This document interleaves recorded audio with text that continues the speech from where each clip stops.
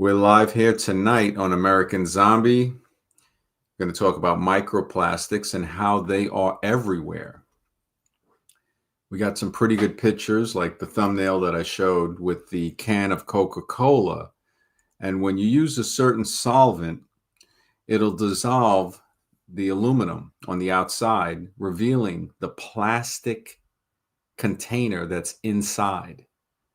So and this is not only the Coca-Cola, not only is the soda, of course, not the best thing to be drinking. Same thing with alcohol. So the alcohol are in these plastic coated cans that a lot of people mistaken to be just regular aluminum, which again, even that, I mean, you'd want to be drinking from glass, and the glass beer bottles are better. Remember, there's hidden ingredients in everything. They use the solvents to sterilize the bottle, so that's also gets in the beer, and the microplastics from the top of the cap on the many beer glass bottles as well.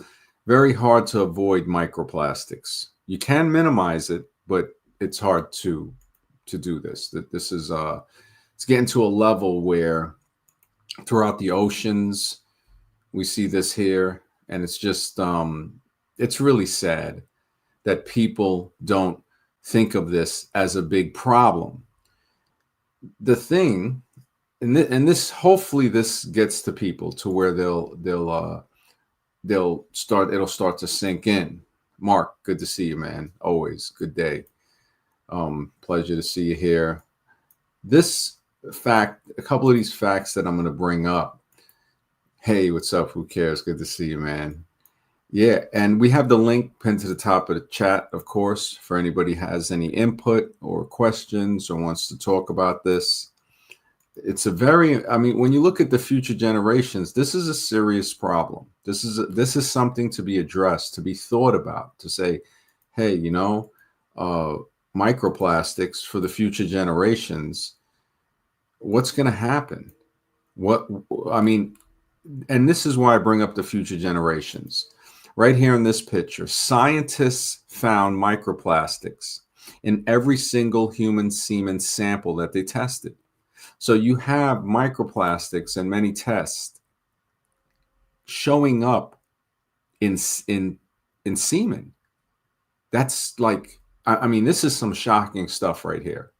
But when people are drinking, a lot of people drink alcohol from cans. They drink soft drinks. So soft drinks, hard drinks from the cans, and it goes into the parts of the body that, I mean, to have them in those tests is serious. Al Johnson, Mr. X, good to see you, man. It was a pleasure, man. Yeah, this is definitely a good one, man. This is microplastics are everywhere. The cycle of microplastics, they come from, we have here tires, styrofoam, plastic bottles, microbeads, cosmetics, fibers from textiles, primary sources, many different types of clothing. These are where some of the microplastics come from. Then you have, of course, microplastics in drinking water, coming from the bottles and also coming from what leaches into the drinking water itself. This is something that, I mean, it's not many people that we can talk to about it because you already know we live in the zombie apocalypse of the mentally dead. Yeah, we got Scribe here with us hanging out as a co-host. So we put this screen together for you guys to show that maybe loved ones will want to know how microplastics are getting embedded. They're showing up in certain tests in the brain that people, and of course, all of this to stay within YouTube guidelines is my opinion from the research that has been done. So you can look it up online. This is my opinion that people need to really be aware of the test that's being done on microplastics, saying that they're being found in the blood. They're being found in the blood. And in my opinion, we do have a blood-brain barrier passage there.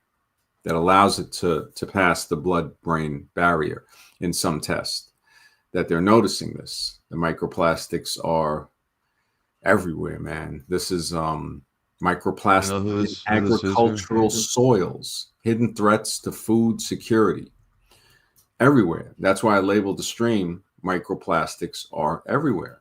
Tasha, good to see you. Always a pleasure.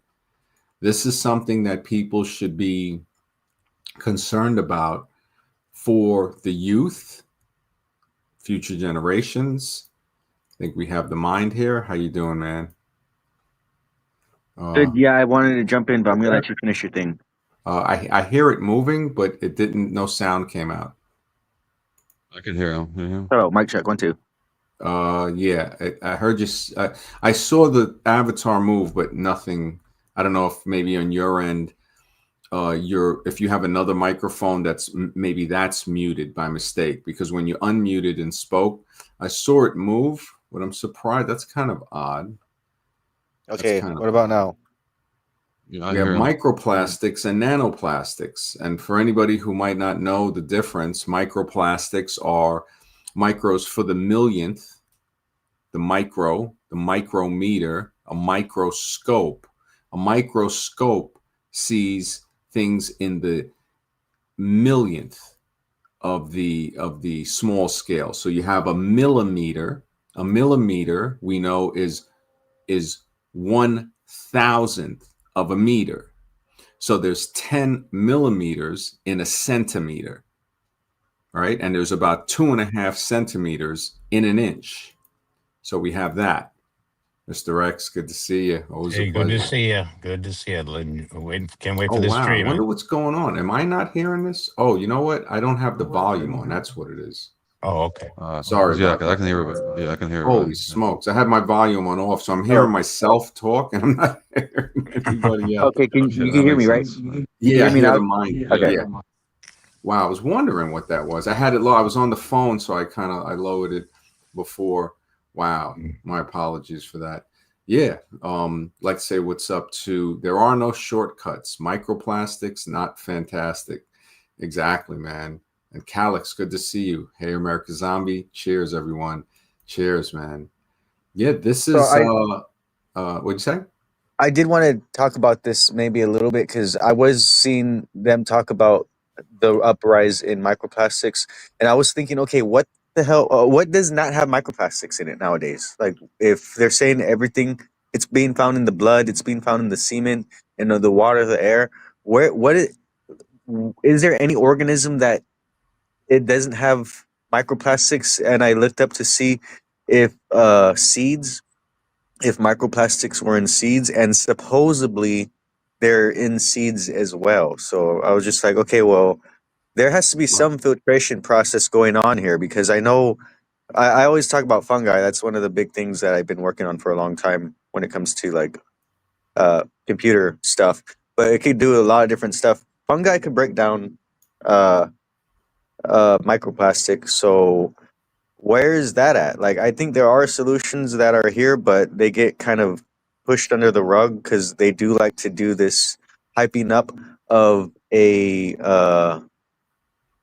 potential impending doom. That's a thing that they like to do, is always like this fear mongering. I think it's definitely an issue. It definitely is an issue, but I'm saying there's solutions that aren't being, put a spotlight on. And the breaking down of microplastics with fungi has been proposed, and it is a thing that is possible. One other thing, there is another guy.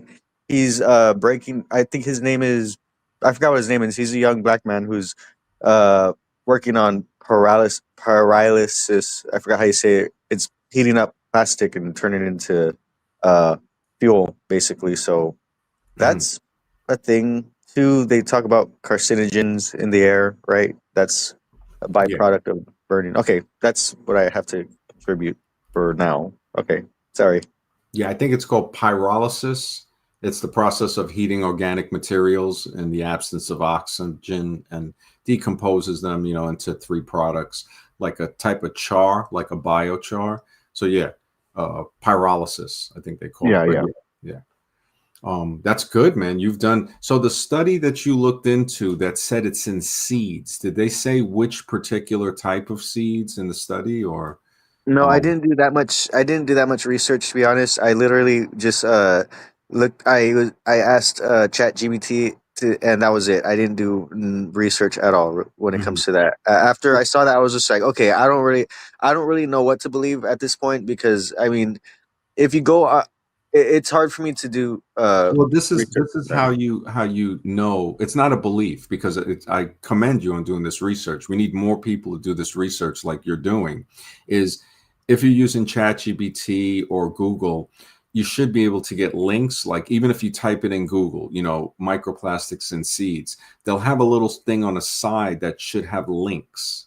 And when you That's look true. at the Yeah, links, yeah, so now you know that you'll say, oh, okay, this was the study that was done that's in the National Library of Medicine, and they'll go through it. It takes some time, maybe to read it, but this will, I got it'll, discouraged. To be honest, I got discouraged because I was hoping it was gonna say no, and when it said yes, I was like, I don't even want to look yeah, further it's into this. depressing. Yeah, yeah. Oh, Scribe, you said something? Oh, I didn't know. Um, yeah, it can get depressing to a point. It can get, and you're a young guy, you're still in your 20s, right? I'm in Um, my 30s. Okay, yeah, in your third, that's still young. I mean, I'd say the prime years, the 20 prime years are like from 18 to 38.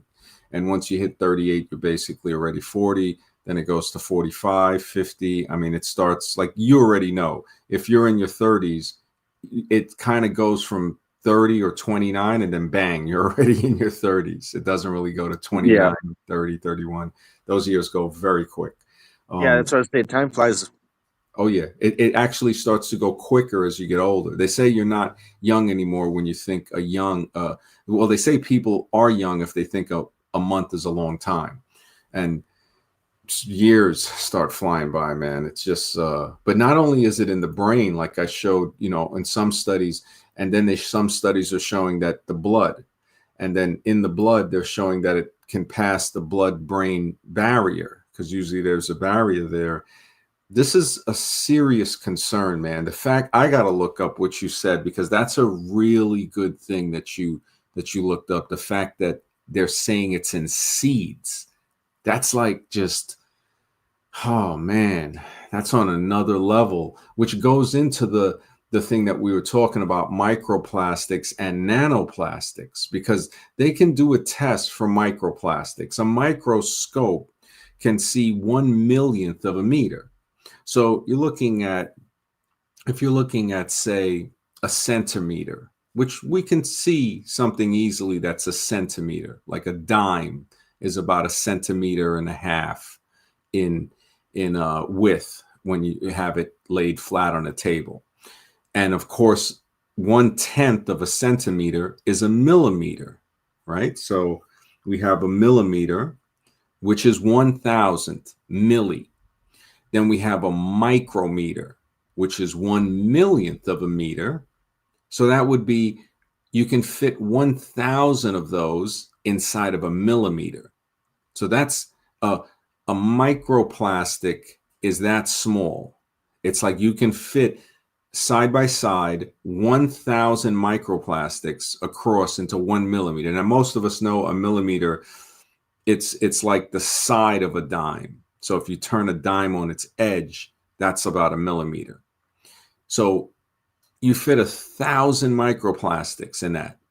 Now, this is the crazy thing.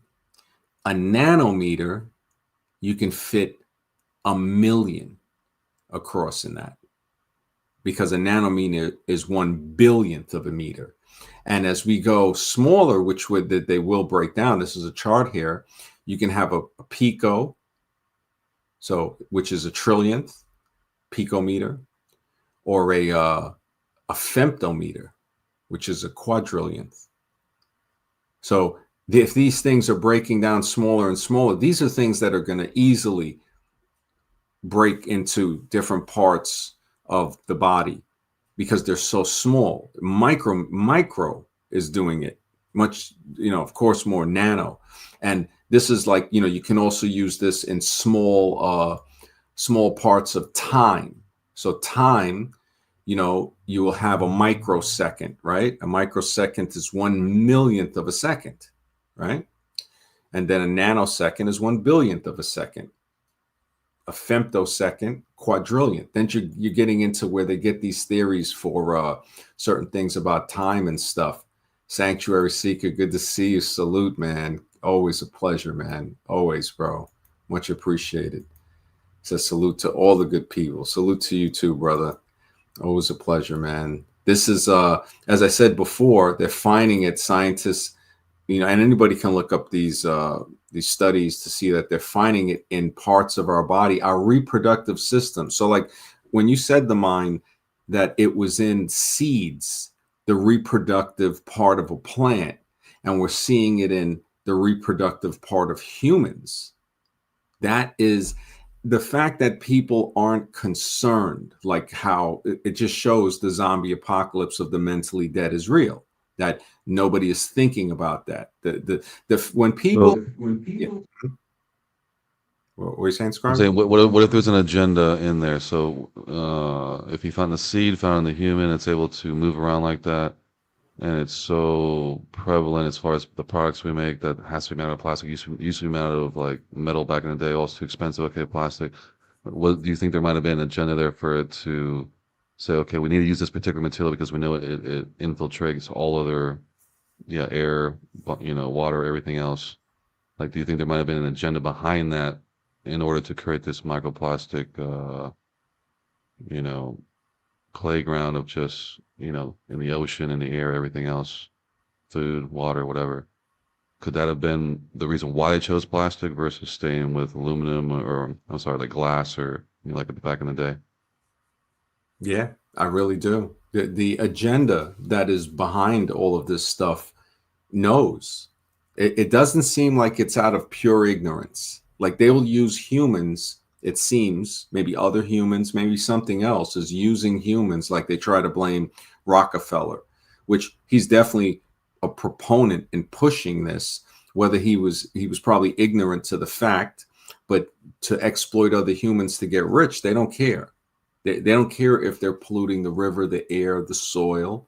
And when we just looked at nanoplastics now, which are 1/1000,000th, picoplastics, which is 1/1,000,000,000th, there was a Japanese scientist that actually detected microplastics or even smaller nanoplastics in clouds. So the fact that they're detecting, we could be breathing femtoplastics right now because that's a quadrillionth, man. And that's a very large money. Like people, a very large number. People don't really know that $1 trillion, then you have a quadrillion dollars. That's the next step. We see the greed of people trying to become centi-billionaires, which is $100 billion. I mean, come on. That's just ridiculous, man. And then you have people to think that you have people with $100 billion. And then you have other people that basically are fighting to get, they're starving. They don't have food. Shows that there's something behind this agenda it's playing on the vices of people, like those 7 deadly vices, to have somebody that greedy and say, you know what? You think you got $100 billion, even if you got 10 billion, isn't 1 billion enough and you can help people with the other 9 billion? I mean, and I'm not saying just give it away. You could teach people. You could do what we're doing. You could fund shows. You could fund places to teach people how to make a better world, how to farm. Chad 5577, man, says, nice topic of discussion. Microplastics are one of the hidden reasons why eating out is awful. Absolutely, man. And it happens. Everybody sometimes gets caught eating out and they don't understand the danger of it.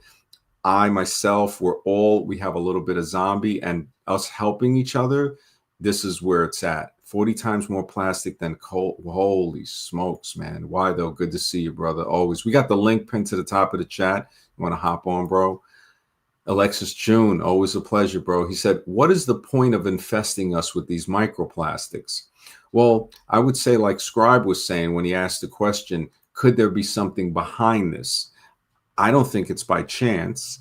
And whether the people in the late 1800s and early 1900s knew or not, whatever it was that gave them this technology to be able to extract the oil. I mean, I don't think humans or regular guys figured out that you can extract oil and separate it into parts of gasoline.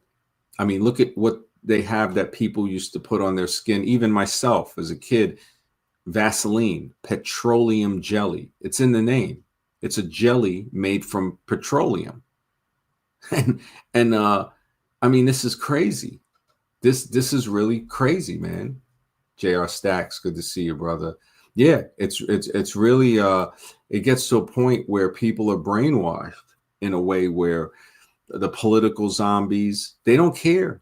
They, you look at the political zombie that just cares about their candidate, their zombie in charge getting into office, and they don't care about what's going on.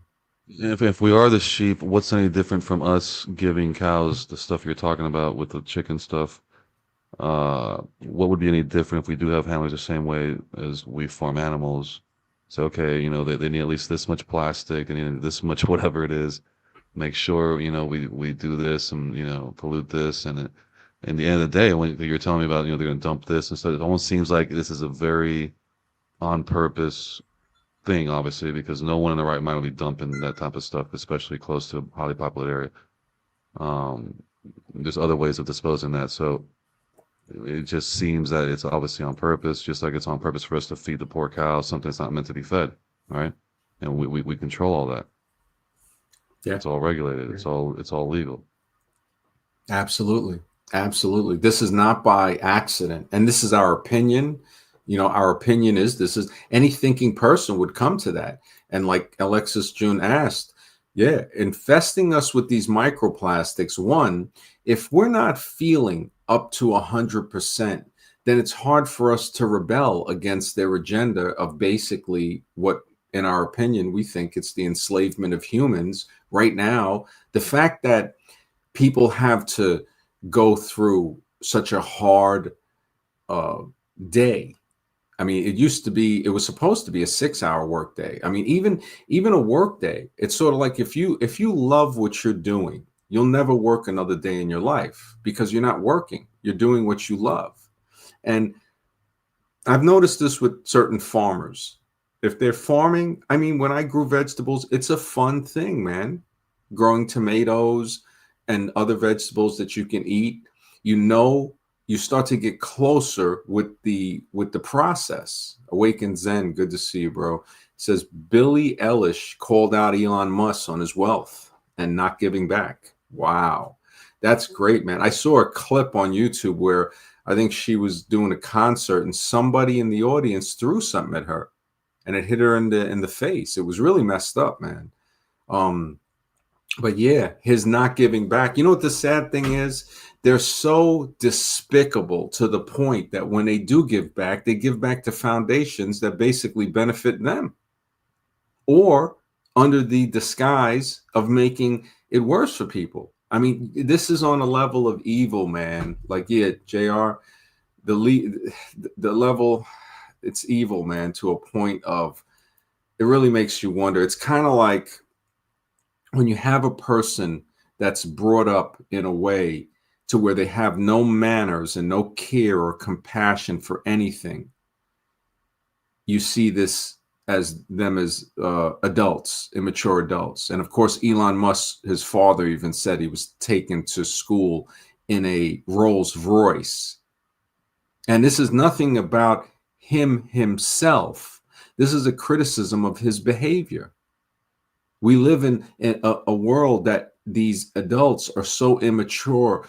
I wouldn't even call it childish or compare them to children, because there are some children that act mature. The word would be immature behavior. And it's despicable.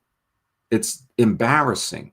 When you look at people, and this goes for all of the political party, Are you telling me that this is not embarrassing? I mean, what do kids grow up seeing?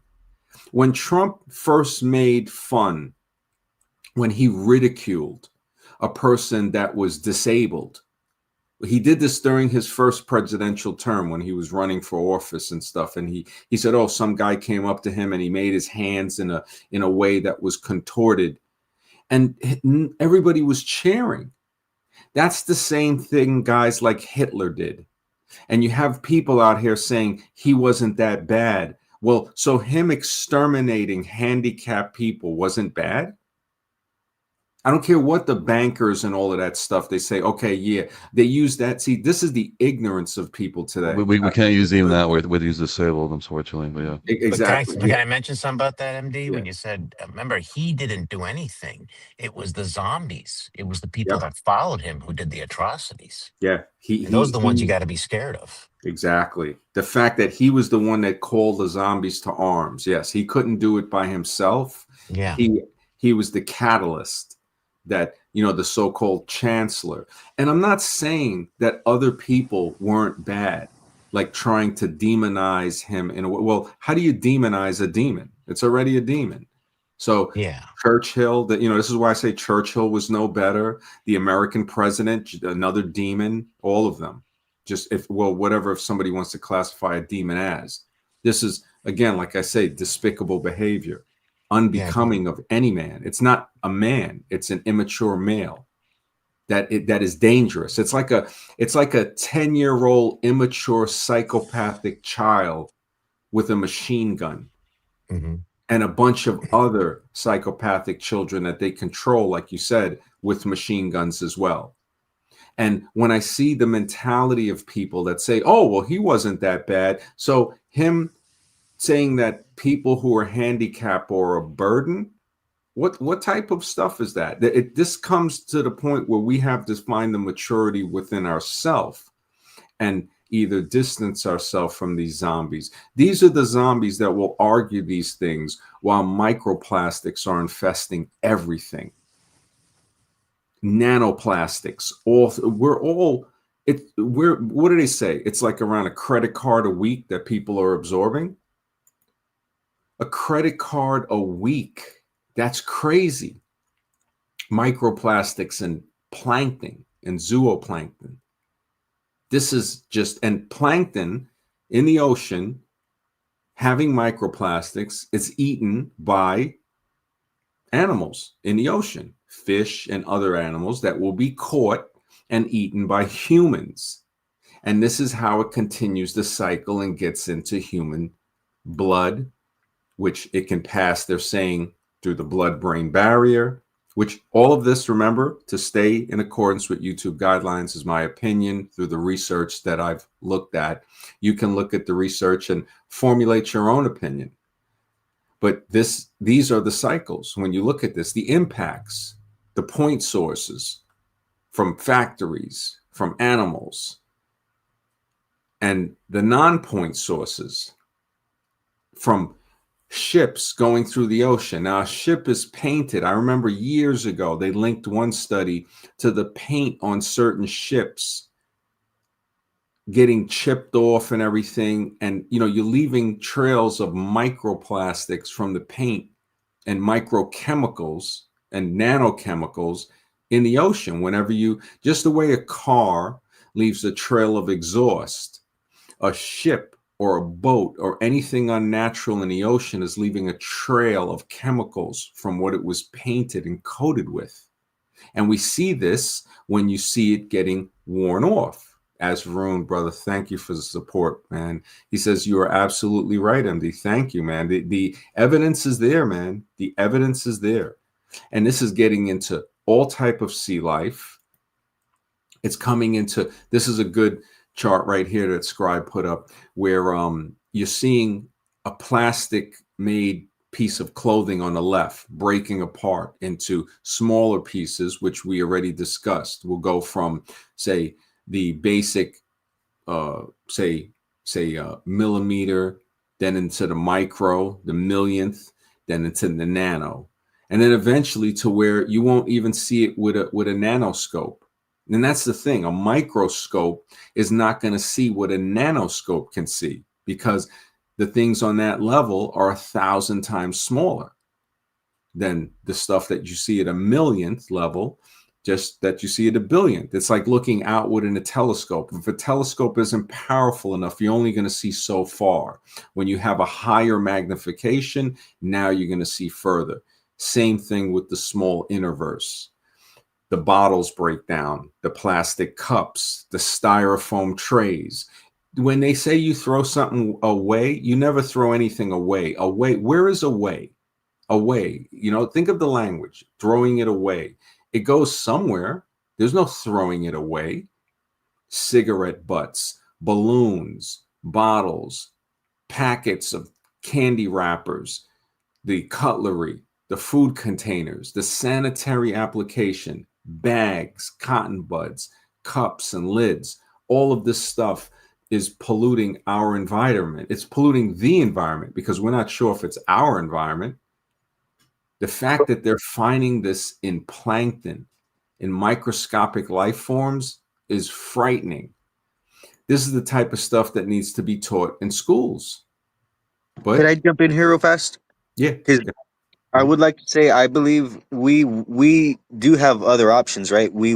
I believe there is some type of like plastic that obviously is not going to be as durable and last as long because it breaks down, but it would still be able to be used for packaging for a certain amount of time.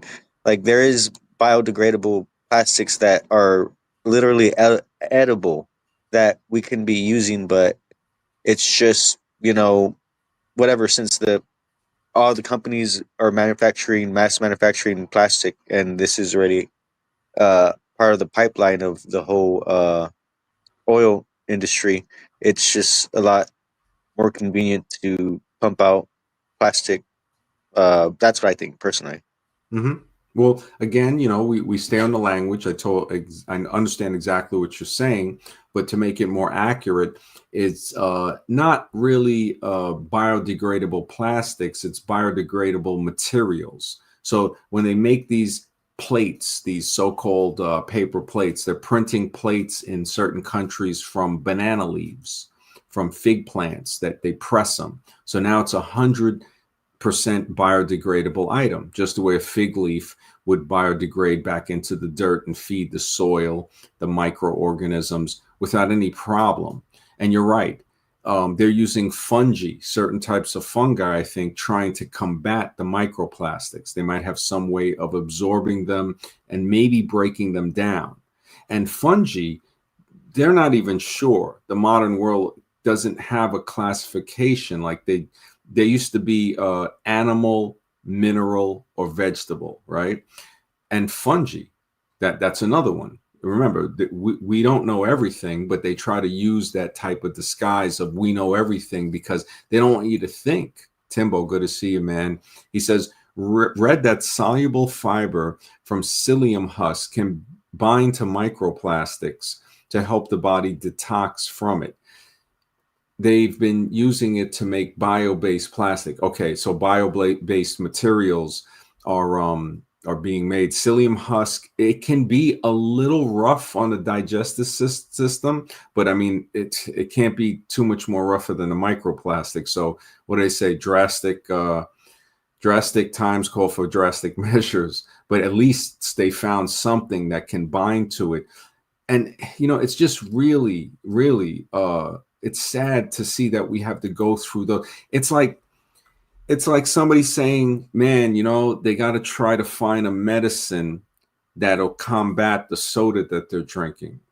When the parent might say, well, stop drinking soda. You don't have to combat it. And this is what it is. We're so far gone where somebody else, and this is the sad thing, what somebody else is doing, the pollution is affecting everybody's children, everyone. And the governments, like when they would say stuff like, oh, your car driving too much, the carbon footprint and all of that. You ever see a space shuttle launch and all of the exhaust that comes off of that? One launch, Now, who knows whether or not that thing is going where they're saying it's going, but the bottom line is it's making a lot of pollution on that launch pad. I've yet to see people that really complain about that. But the problem is, the average person though, right? The single person and all the people, doing that. Not the military jets, not the space shuttle launches, not Or the the factories with constant smoke coming out of the chimneys, right? That's never an issue. exactly. Never an issue. It's always the citizen that they're just. I mean, this enslaving type of vibration that they're putting on people. I mentioned this on a previous thing. I don't know. It might have been about 2 or 3 streams before when we had a guy on, and I was saying, how can you tell me somebody that works 40 hours a week you cannot they do not have enough money for food, shelter, and clothing? And they were saying, oh, well, you can work 60 hours a week. This is the ignorance of some zombies to say, like, wait a second, 40 hours a week is backbreaking. Even if you're not doing labor, if you have to sit in a place for 8 hours a day, that's torture. That's torture. I've done it. When I was in the military, we did CQ dog 24 hours. That's why when I got out, I felt like no job could be hard because of the stuff that I went through. But still, when I was in my 20s, it took forever to get from Monday to Friday because you're doing something that's basically sucking the soul out of your body every day. These soul deadening jobs. That's why you look at somebody when they're married and they have children, man, I feel for those guys. I feel for those families. A lot of people, I mean, when you look at the fact that these people are voting thinking that, oh, the next guy will help us. Well, what about the guy that's currently in office? What, you just got to lose 4 years of your life because of that? And I have yet to hear any politician really address the issue of microplastics. In New York, they try to ban plastic bags and all of that. It's like, yeah, but it's like, I mean, man, it's really crazy, man. Sons of God, good to see you, man. He says, and that's not even including the commute to the job. Thank you, man. Thank you. I see people, man, the subway in New York is horrendous. The bus is so sad. And we've seen what happened to some people traveling on these systems. What that poor lady got set on fire recently by some monster. That's horrible, man. And then what do? They'll turn it into a racial issue to get people mad, not looking at, hey, wait a second. This is an atrocity. Who does it, whoever does it, it's an atrocity. Okay. They might be saying, well, more of a certain type of people are doing it. But if you look deep, you'll start to see there's many different type of people committing these atrocities. You might have more in one area or another, but nobody blames or nobody looks for the cause of the problem. Because when something happens, you got two choices. You can either blame someone or you can look for the cause. The ignorant, immature, underdeveloped person will blame. The intelligent, caring, compassionate person will look for the cause. It's like if somebody's parents mistreats them, you can blame them or you can say, what was the cause of that? What did my parents grow up with? What burden did they go through that changed them or have them acting in this way? That's maturity. Because, instead of saying, oh, well, that's my parent, they should know. It's like, well, wait a minute. Your parent, thank goodness you were born. You were carried for 9 months, gestated. I mean, that right there alone should make us have a whole different view of life to say, wow, somebody cared for me. You're born naked and toothless. And MD, I just thought of an invention. Yeah. So obviously we all know about dehumidifiers, right? Mm-hmm. But I think this is going to be a good invention that is going to come about eventually, especially with the issue of these microplastics being everywhere, including in the air. If we could make some somebody, I'm making a prediction, someone eventually is going to make uh, a filtering thing for just straight up filtering microplastics from the air. Like if that hasn't been invented yet, humanity, we need to jump on it. Yeah, that's actually a good idea, man. You got a very great mind, man. I mean, I would think that with the computer, you might be the one that invents it. That would be something really great, man. That would be something really great. I'm the seed sower, not the I don't really make the. I'm more of the conceptual guy, Mhm. and I let other people. This is supposed to be a collaborative effort here. I'm not going to save the world by myself. You're absolutely right. You're the conceptualizer. So you create the concept, but sometimes the conceptualizer has to walk other people through it.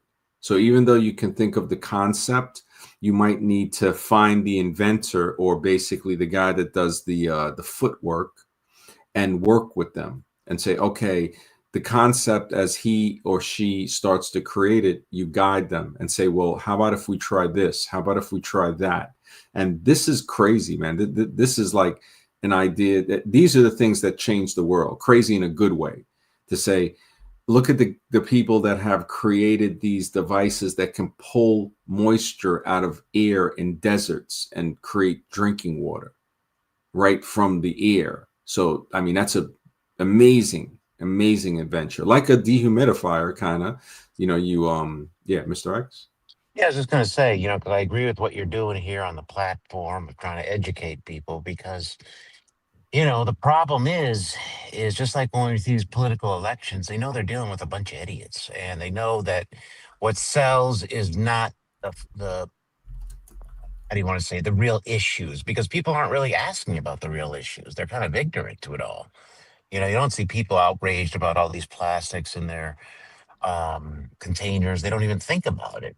But it starts there. You need a populace that is educated on these actual issues, so they ask for the right things. They demand the right things from their government, but they know that they want to keep the society dumbed down, so they never ask for it. Well, And I want to add on to that. It's also it's not just a fight for the minds. It's also a fight for the hearts because the people could know, but if they don't care, that's another issue. Okay. yeah, they don't care, but they're also, they care about nonsense. I mean, they care about stupidity stuff rather than stuff that can really affect their lives or can change their lives. They just, that's what the elites want. They want to, that's why the public school system's a joke. We're the richest country in the world. We could have a much better school system, but they keep it so bad to keep people uneducated, to keep, they want that, is all I'm saying. They want an uneducated population. They need that. Yes, I from my experience of school, it's always been meant to get people used to obeying authority, not really actual education. I agree. I agree 100%. Yeah. Yeah, you're absolutely right. Um, the microplastics that we were thinking about starting an education protocol. We might go ahead and do that to kind of teach people. A friend of mine, she was saying that we really need to help the younger men, that they need somebody, they need people. We need to form a groups like people, even as far as their 70s and 80s, can teach younger people, 60s, 50s, 40s, 30s, 20s, teens. All of us have to be the examples for the youth. And even some of the youth can be examples for the older people to change their behavior for the better. And this is something that can change the world for the better. School, its entire purpose is it seems to break the person. I mean, I still have trauma from school. It's horrible.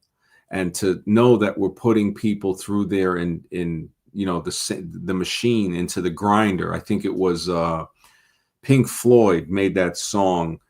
Uh, what was that Brick song? in the wall. The Brick in the Wall. wall. Yes, yep, exactly. All in all, it's just another brick in the wall. The Yeah. wall that's built to keep us in this mental prison.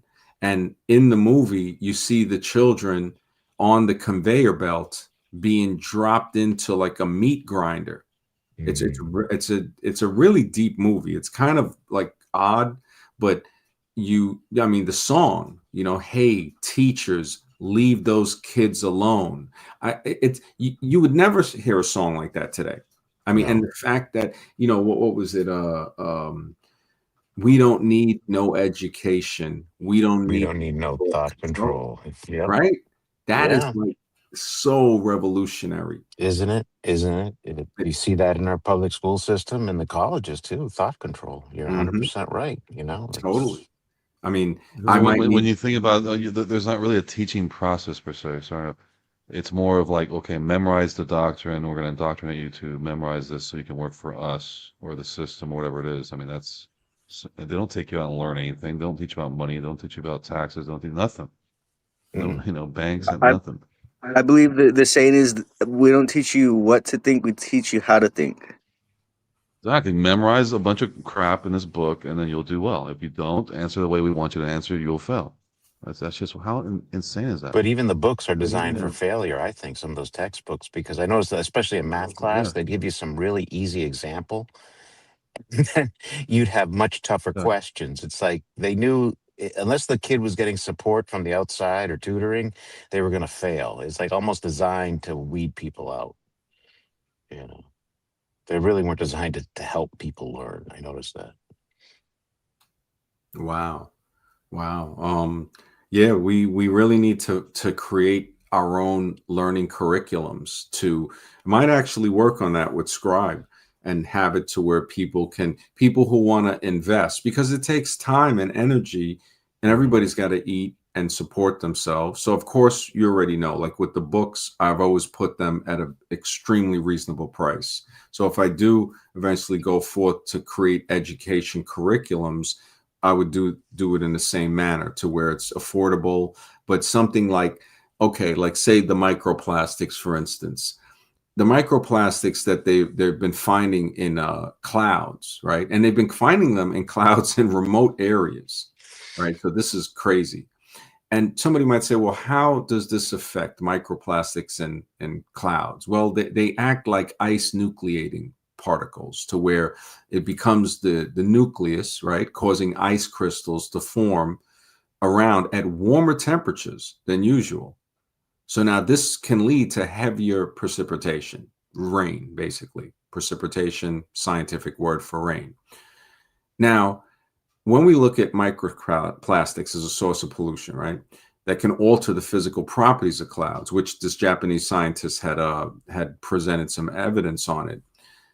You would, the first step into maybe promoting the learning and say, somebody says, wow, this is fun, is to say, well, how does a microplastic affect the cloud? How does a nanoplastic, even 1,000 times smaller than a microplastic, affect and become a source of pollution that can alter the physical property of clouds, right? And promote ice formation because they cause the weather droplet, the water droplets, let me correct that, in clouds to freeze. So the water droplets in clouds that wouldn't normally freeze will freeze because now it has a nucleating particle, which is the plastic. And this is the type of science that I think kids that are even 10 or 12 would be interested in, 15, to where they're like, hey, you know what? I learned something today. And then you start to say, why is this being allowed? Well, to let them know, and hopefully it wouldn't be as disheartening to say that because most adults are broken. We're broken from a lifetime or half of a lifetime of slave labor, basically.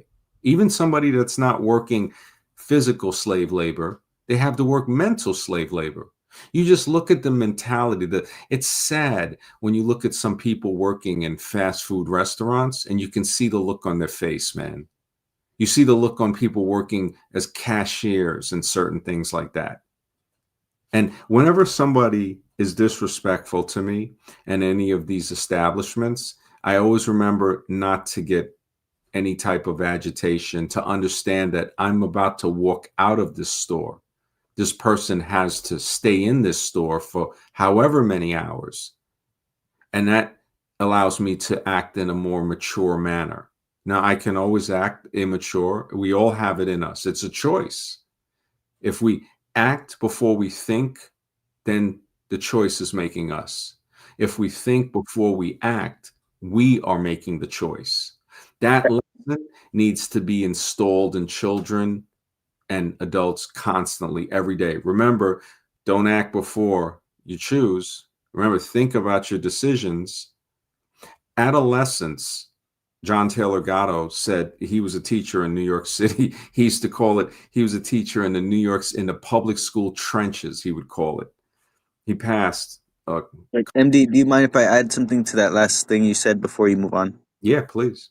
I would just want to say, definitely, I've worked in fast food restaurants, and I would have to say, just walking around in the city, just being in certain environments, it can be maddening. So that is just adding to what you're saying, like being in certain environments, being certain around certain people. It it it co- it contributes to this zombie like state, and it's not good. Like just all the beeping, the repetition, all that. Yeah, it causes uh instability, and I think that's a big issue with society nowadays. Okay, that's it. Yeah, no, exactly. Alexa says, is Bluetooth devices just total spyware? I really do think so, man. I really do think so. It's at a point where Bluetooth not only being spyware, and I appreciate what you said, the mind. That's very thank you for that. These places, like you were saying, I mean, just being in those places, the noises. I think it was Chase Hughes. No, who else? It was Kevin Trudeau, who just, I think he just got out. Like he was the guy that wrote the book Natural Cures They Don't Want You to Know. And I think they gave him 10 years for not paying taxes. I think it was like 30 million. I guess he did the math and said, hey, 3 million a year for 10 years. It's better that he just, keep the money. I mean, you can't get back that 10 years of life, but he's out. I don't know how many years he did out of the 10, but now he's still trying to educate people, which I thank him for. And he was saying that every little beep, every little sound, they're conditioning us with these sounds. I mean, there's a thing where it's they were talking about how sounds affect babies in the womb. That a child, a pregnant mother, the child or the fetus in the womb is hearing everything. Buses, trains, cars, people talking, these beeps, like you look at the little beeps on the phone or the computer, all of that is affecting us. That's Pavlov's dog. And also one other thing too, I need to jump in here. We're talking about subconscious programming. They done. I've heard them talk about studies where the fluorescent lights, the different flicker of light, causes different effects in people. Like a person who had ADHD, supposedly would react. Was hypersensitive to the alterations or of different light fluctuations in the light bulbs, because yeah, I don't know what exactly it was, but they were doing some experiments, and yeah, the even the lights themselves, they have fine-tuned to have certain effects that they want to influence us with. Absolutely. The lights and also the frequencies that can come off of it. Dr. Ott, OTT, is an excellent researcher. I doubt he's alive. He did research back in the Technicolor days. If you look up Dr. Ott, OTT, and fluorescent lights, he showed how they can affect people in the classroom. Now, there are studies that, from what I remember, that they used to use a warm red type of fluorescent. Now, you wouldn't see it as red, but you'd see it as a white light, but it was based on the red part of the spectrum in some schools, I think throughout Iowa and Ohio. And the people in these classrooms started having a high instance of leukemia. Now, leukemia is a type of blood cancer, and they linked it to that. and then they switched it to the blue spectrum more of the fluorescence. Now the fluorescent light is based on the flickering, so now that stresses out the nervous system. You have a problem with that. Incandescent light, Yeah. burn steady. What were we saying, Scrap? Cause epilepsy and all that. But you're saying with the thing with the red, what do you call it? The night gauze they use in Vietnam. They found out that that is able to see certain things, I guess, certain Yeah, some entities vets and were things. saying they could see like demonic type of like yeah, with that the red the night vision goggles based on the red spectrum, like a red part of the spectrum, I think it was. Yeah. Yeah, we had I got to do another stream on that because I don't have that stream public, so I'll do a new stream. Because when I was in the Army, we used the one that was based on like a green. It had like a greenish. I was amazed, and I should have went further into research with it. But when you're in there living in the field for weeks at a time, you just want to get back to where you can take a shower and sleep in a bed. I remember looking through the night vision. I had the night vision for a 50 caliber because I was signed for it. So it was a big, I mean, this thing was about 8-9 inches in diameter. It was a nice thing. And I remember looking through it at night, and I would look at another soldier maybe 40 meters away, and you can see the camouflage pattern on his uniform because we would be wearing our camouflage BDUs, the battle dress uniform. And I was like, wow, I can detect the different colors in the camouflage looking through this thing at night. And I would look up at the stars with it. And I mean, just to think of the technology of that, but that I think doesn't allow you to see the entities. That's a better word from what they said they I saw. think you have to be around death for that. You have Yeah. to be around death. Yeah. You wouldn't have seen it where you were, but if there's mass killing, if you're in war, Mhm. then you'd probably see it. Then you'd probably Yeah. see it. Well, even if I was around that with the green one, I don't think you'd see it. You see it with the red. Yeah, that's what I was thinking too. Yeah. Yeah. Yeah. So, and that's why they probably switched to the green because they're like, look, and for them to know that and to switch to the green says that they know what they're doing. Yeah. They know what they're doing. When those guys said that they would follow them when they were on these helicopter missions to go end people. So it was like they were pulling the energy from the death or something like that. Well, that could be directly related to the whole alien narrative that everyone always talks about with the cahoots with whatever. What do they call those alphabet agencies? Oh yeah, yeah. No, Can I yeah, ask you something, MD, when you get a chance? yeah, sure. I was wondering in your research, like when you're going into this research, if you examined the effects on the hormonal system, specifically the endocrine system, because I know, speaking from my own experience, what being on Lupron, which takes away all my testosterone, what it's done to me, it's changed me completely mentally. You know, things I used to think about in the past, I don't think about anymore. So, and of course, you know, with a lot of our foods, there's steroids in the foods, which is a hormone also.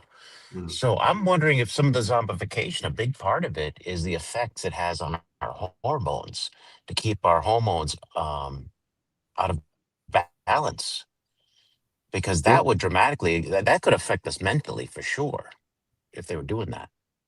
Oh yeah. Oh yeah. Yeah.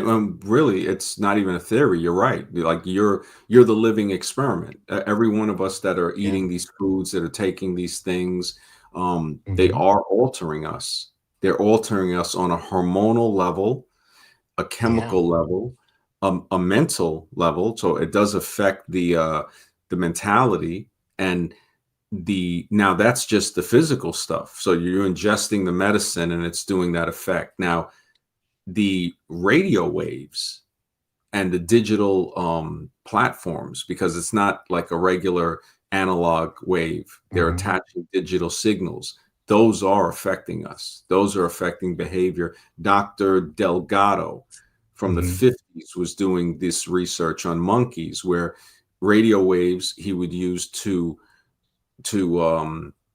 induce it was feelings of aggression and Hmm. apathy. This and for this to be from the 50s and then Right. magically you don't hear about it in the 70s, you know they're using this on people. And it's They, got to be they, the hormones. It has to be because, like, when people take steroids for bodybuilding, they become aggressive. They have that mhm. extra testosterone in them. So it has to be that has to be the connection between like any type of manipulation of the body, whether it be through radio waves or the foods. It has to be their focus, their scientific focus. And I'm wondering if you find this in your research, if their focus is on the hormonal imbalance to create a hormonal imbalance to get these into effect. I'm wondering if that's what you're seeing. Yeah. If even in music, it could it affect our hormones? I don't know. Mhm. Yeah, no, without a doubt, Hmm. man. It's affecting the hormones, which affects the other behavior. And Yeah. now they can play us like a musical instrument. We see this Yes. with harp, right? You see the clouds that look like they have like the waves in them. And they say that comes from certain frequencies, in my opinion, that cause that type of pattern. Now you have them putting these frequencies in the sky that hit whatever other type of what some people would call chemical or geo type of engineer platform and make this type of effect. Then we have, like we said, the microplastics in the clouds. Mhm. That's going to have an effect, like it possibly even has micro metals, I would think, or nanometals. So something that's so small, it's a billionth of a size, a particle, that could easily float. I mean, we see just by working in a metal shop when they're cutting or sanding metal, you can see that dust can be, you can blow on it and it'll become airborne. It might drop back down shortly, but it does become airborne. And those are not even like, maybe possibly some of them could be micro. You might not see the micro and it might still be in the air. So the nano could float up and with wind currents. So you might have more than just microplastics. You have might have micro metals and also micro Well, when you saw those buildings go down, in New York, you saw like majority of it was in the air, right? Like hmm that's how fine it was. hmm You Yeah. know, and that was metal, everything mixed in. Yeah. Magically created from drop the buildings dropping, right? It's like Actually, that was reinforced steel. That was not your basic metal. That It was could turn into justified. dust. It turned into yeah, dust in less than at the speed of gravity. That's how yeah. it fell. Yeah, It's like or whatever the something. speed was. I can't remember. Yeah, dropping at the free fall speed of gravity creates Yeah, micro dust, right? It's like micro yeah, metal. It's like, and people believed it. That is the shock. That's the scary thing. The scary thing is that people believed it. And till this day, oh man, it's so zombie. It's ridiculous. A guy did a video. I give him credit. I should have saved it, man. I don't know if I have it in my history probably, that he interviewed people that were like 20 in a college, and he goes, who did 9/11? And now I could understand even it's zombie if somebody says the official story, but everybody he interviewed said they don't know. And then mm, some of them were actually smart enough to say, wow, that's crazy that I don't know who, they don't know. And until the question was asked, it showed that they didn't care. And I think a deeper question would be, why don't they care? So now we start to see, like when I go on these other shows and stuff, like when I ask questions about evolution, they literally were trying to get me not to ask the questions. I have the clips. I'm going to go back on. He had a live stream today, but I didn't have time to jump on it to ask him, even though I can still use it. It's fair use and it's me on the interview. So just to be like, hey, I want to comment on this, on how you guys were treating me for asking a question. yeah, And that's when we know it's a problem. They exactly. literally were like, why do you want to ask that? Well, why do you need to? I was like, holy smokes. And that's a lesson right there to show the youth, to say, notice, be able to detect when these so-called adults, and just look at the word. It's the word play they have us using. Like, we know the morning spell, you don't want to say the morning, the good morning. It's good day, right? Look at the word that they use for an adult, a grown up. Well, I don't want to groan. It's like you're groaning, a grown up, right? It's like this language is such a language of control that was created less than 500 years ago. That's another thing. People, you got people that I'm pretty sure you could kind of like ask them a question that would trick them into saying, "Oh, what how old is English?" Some people probably say 1,000 years. Yeah, a nation full of thinkings, man. Not yeah, full of workers, not thinkers. You're absolutely right. You mentioned microplastics in the atmosphere. Well, check out the difference between the results when you Google sea trails and stratosphere aerosol. Wow, wow. I'm definitely gonna do that, man. Yeah, this is the bank. But when I think bankrupt to who? To who, man? As Rune says, this is Kali Yuga. Time and progresses, the whole earth will become as Haroon with the doom there, man. Yeah, we this is matter of fact, let me Google that what you were saying, Timbo. Mike, Google versus stratospheric. Okay, I'm gonna try that right now. Stratospheric injections versus trails. Let's see what I get. Stratosphere, and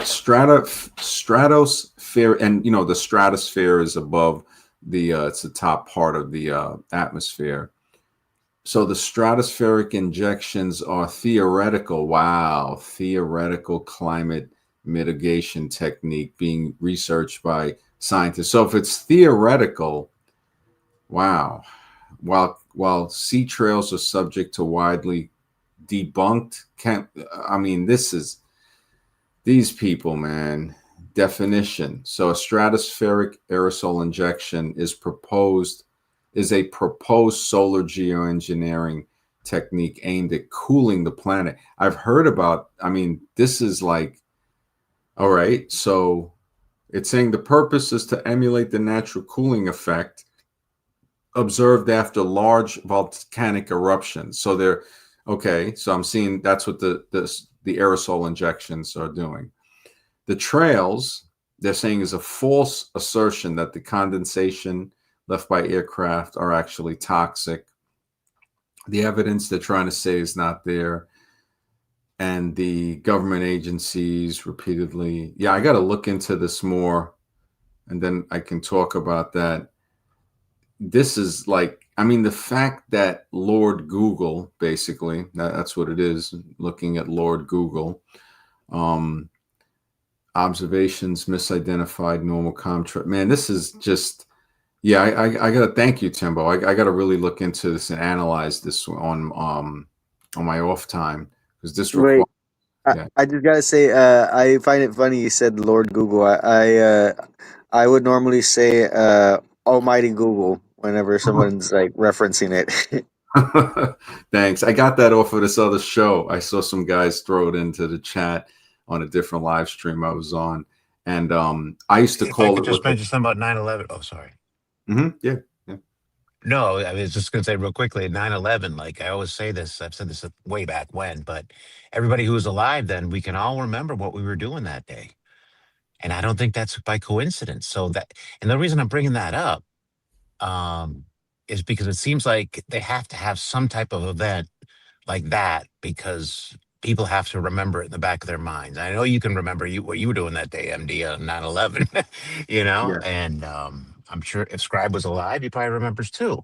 I think he was. Yeah, his generation Oh yeah, X Scribe also. is he's close to our Yeah, age. He's yeah. So Gen he X probably too. He's just a yeah, late Gen X. Like we're mid, like early mid. He's like right. late Gen. He's the last of Gen X. But But the fact that it Scribe, happened 25 years ago and you can remember what was going on that day, that's not a yeah, coincidence. yeah, and we can't remember what was going on September 10th. Exactly. You can't Yeah, remember what you did last week. that's a good point, man. That's a Yeah. really good. Scribe said he left the U.S. I think has both citizenships, but Hmm. he yeah, I don't know if he's there, but yeah, he Yeah, that was one of the Do you reasons. remember what you were doing that day, Scribe? Or 9/11? That's when I was like I was like 18, 19. I just got the Dell, I think, or Unisys, and I remember seeing it. You know, we were on the call center, and I remember they had the TV on. Everybody's like, "Look, something happened," whatever, and everyone just staring at the TV. It was like a whole call center just watching. It was like crazy, yeah. But you remember a lot of the stuff that happened that day, besides this 9/11, that people you talked to and everything like that, right? Yeah, I mean, that was like, it was just complete confusion basically, and that's when my journey started with, just looking it up and finding out what's going on. And then I saw this thing called In Plain Sight, and this one guy's like breaking Hmm. down, like, look, here's what's going on, whatever. And then I heard about, William Cooper, then Alex Jones, that whole thing, and David, that led up David, all that stuff. So yeah, that was like part of like, one of the wake up calls, I guess, that Yeah, but event that's mind woke up. control Yeah. right there. That's mind control right in your face. That the fact that we still remember over 25 years ago all the details of that day, or most of the details. So that tells me also they're going to do another one. Another one's Yep. coming down the pike for the next generation. There was a whole card, wasn't there? The whole card game, like that was there was definitely predicted more than once before it happened. Oh yeah, yeah. There was some. Oh yeah, they had the Eliminate card game. They had the Simpsons. You had certain musician band albums covers that depicted literally that. They had the Lone Gunman. That was a show that was connected to the X Files. So I mean, you have all these things that happened right on up to it. Months before that, and you have William Cooper predicting it. It's literally saying this is going to happen. They're going to blame Osama and all this stuff. I mean, literally lay it out months before it happened, and then he magically gets offed, very soon after. So, all these different events that happen, going up to that, leading up to that point. And a lot of politicians say, hey, don't go there, don't travel that day, don't. So a lot of people were warned about it, and it's just insane, just, it was, it was very large, I guess you want to call it sci-fi, we're going to call it, but, with many moving That's parts, psyop. that's why I think, that's why it couldn't really, because with many, many, many moving parts. I want to Multiple say you things forgot to happening at mention one time. you But forgot that's to why it's mention the so part sloppy. where Bush was in the what is it called in The the school school, and yeah, and they were the reading, upside down book. yeah, like that was a weird reading that they had the kids read the words right before the Yeah, whole. yeah, yeah. So he had the Baphomet book, whatever, the goat thing, had it upside down, so it was like the whole thing. And then he's like, well, when I saw the first plane, hit the first building, I was thinking, what a bad pilot. It's like, wait a second, there is no footage of the first plane. There's only footage of the second plane. So right there, again, it's already confusion going on there. And then you Well, had in the the school, lady, in the Building school, they have 7 the saying, kids yeah. reading like plane hit fall, like It was very a goat specific book, words. yeah. So that's reference to the Baphomet, yeah. Yeah, I think what he's saying is that what they were saying is was in reference everything to the plane. Like, it's it was like Yeah, the sequence. a ritual or something, right? Yeah, something definitely. Yeah, very strange, yeah. And then that the fact that he said that, like Scribe, you're saying that the first plane hit, there is no footage of that. You're right. It's like Well, when they I had some footage of something of the plane hitting, but I don't know how legit. They the, were the, showing something on YouTube. the first one. The first one, yeah, Oh wow, yeah. that's But yeah. I mean, I remember Jamal came on and he showed those videos of, I think it was called Kevin's videos or something like that, and that was a good episode because Mhm. it doesn't look like a plane. Even people were saying it didn't look like a plane. I Yeah, mean, those there's planes have logos on them. They're painted. I mean, it looks like a dark plane that hit. yeah, It's just you're right about that. I mean, and also with that, I mean, Gary Null, he was a he is a health advocate. Like he does, I think, progressive radio, network radio. He used to do a show on Pacifica Radio in Manhattan. They used to broadcast, I think, from the Empire State Building. And he said that when it happened, I think he was there, and he said he told people not to look up, just to run, because that stuff that was looked at as dust and smoke, he said that's crystallized glass and it's falling. And that was just, I think, from the first hit. And then from the second one, it was like right out of a Hollywood movie. the angle, and all of that they had. And I mean, a lot of people, I mean, you would think, I asked the guy, and this is when I wondered, he was a teacher. He was teaching in New York City at the time. I think Midtown or Uptown. I think he was teaching Harlem. And he said that he rode a bicycle down to the area after it was crumbled. And I said, did you see like blocks of cement that should have been there that were the size of cars and stuff? Wouldn't that make sense to have big blocks of cement and stuff like that? And I noticed that he all of a sudden changed, like his tone, and like I was like, yeah, this guy, even though I know him for several years, something fishy was going on. Like I was like, either he was told something, debriefed, or it was very odd the way, because he acts like he's aware and awake to all of this stuff. And I started seeing the behavior of certain people that were there that day. I mean, I wasn't But in that probably hit him hard because 80% of the blocks you're talking about the debris is gone. 80%. So yeah. it's in the air, which is not normal. Yeah, exactly. Yeah. There's a few documentaries on YouTube where one guy said there wasn't even a phone. He goes, there were pieces of phones. He goes, but you couldn't even find a full desk phone. He said that's very odd. Very odd. And Hey, but they found a perfect passport. Yeah, I was about to say that. You beat me to it, Scribe. the Does fact anyone know who John Hutchinson is? sounds familiar, but no. Yeah, that's the guy that he's always saying is crazy, whatever. But yeah, he was able to produce the same effects on what happened on that day with the micro level of that with iron and certain objects and things. Yeah.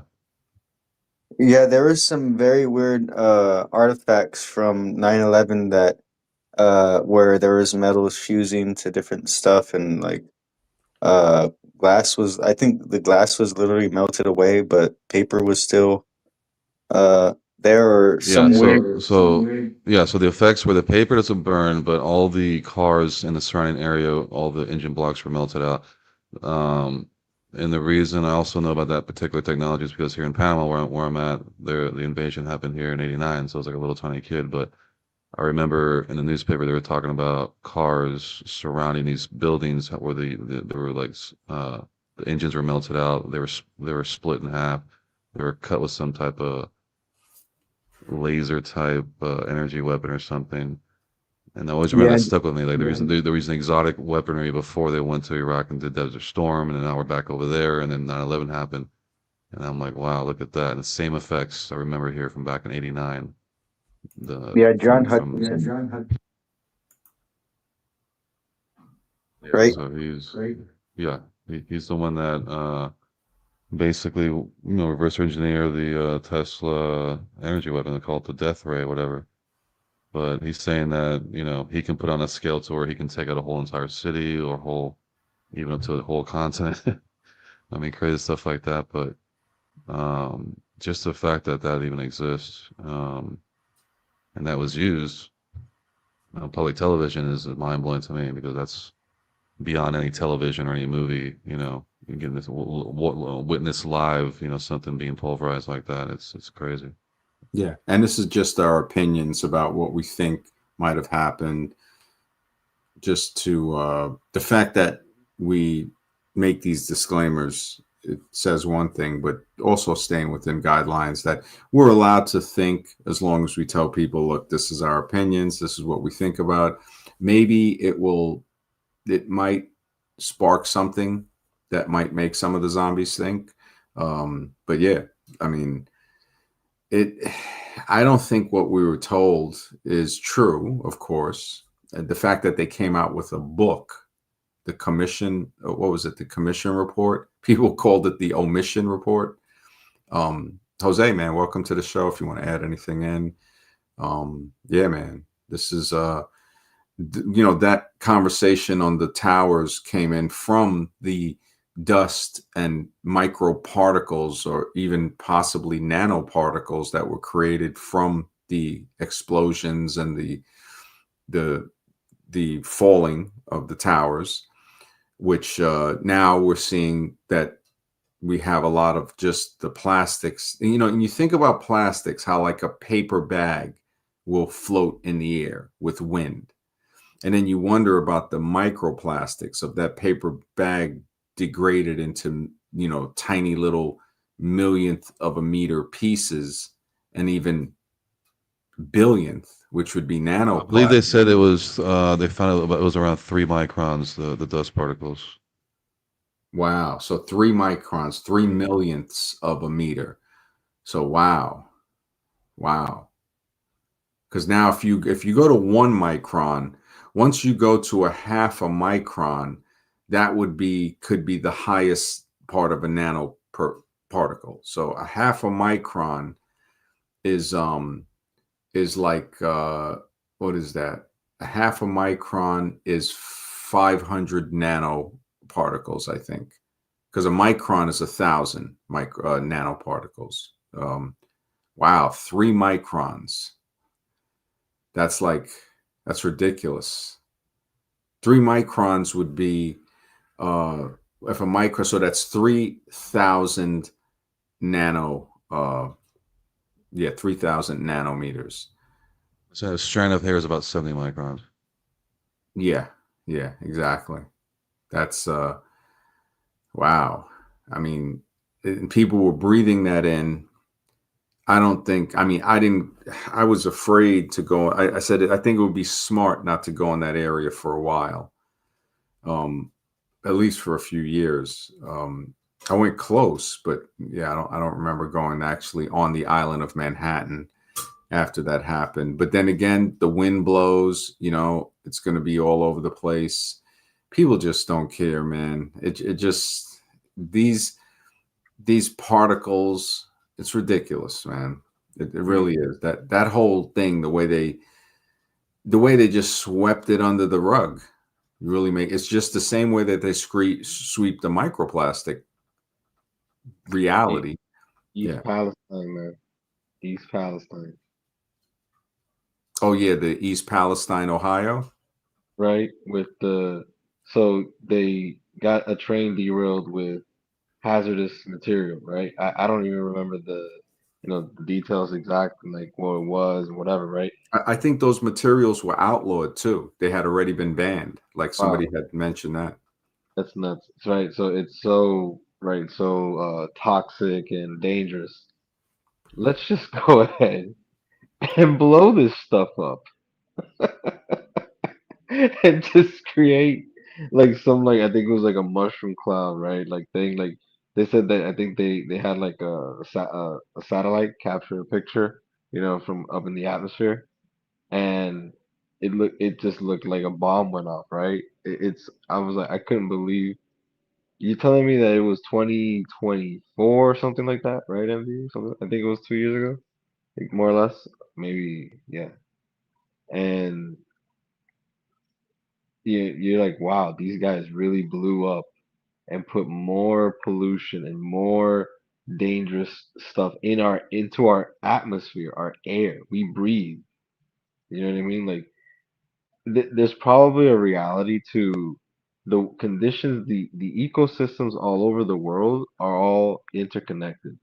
So when in any part of the world you have, dumping or disposing of hazardous materials into the water, the air, that's like a crime against humanity because you're destroying nature. You're making nature toxic and inhabitable and unconsumable. It's crazy. And it literally remembered last year I was watching on TV and stuff in the lobby, right? At work. They had a news thing about microplastics in water. And it makes you think, man. Like, like you've been talking about this, more so recently again, over the last 3 years. And then I look and I see like I don't remember, I think it was like MSNBC or NBC or some major news, they're on TV for crying out loud, whatever. The zombies watch this stuff. And they're talking about the microplastic in the water, and it's just like, yeah, this is a major problem in our lifetime. Because You know it hasn't gotten better year after year. If anything, it's gotten worse every year.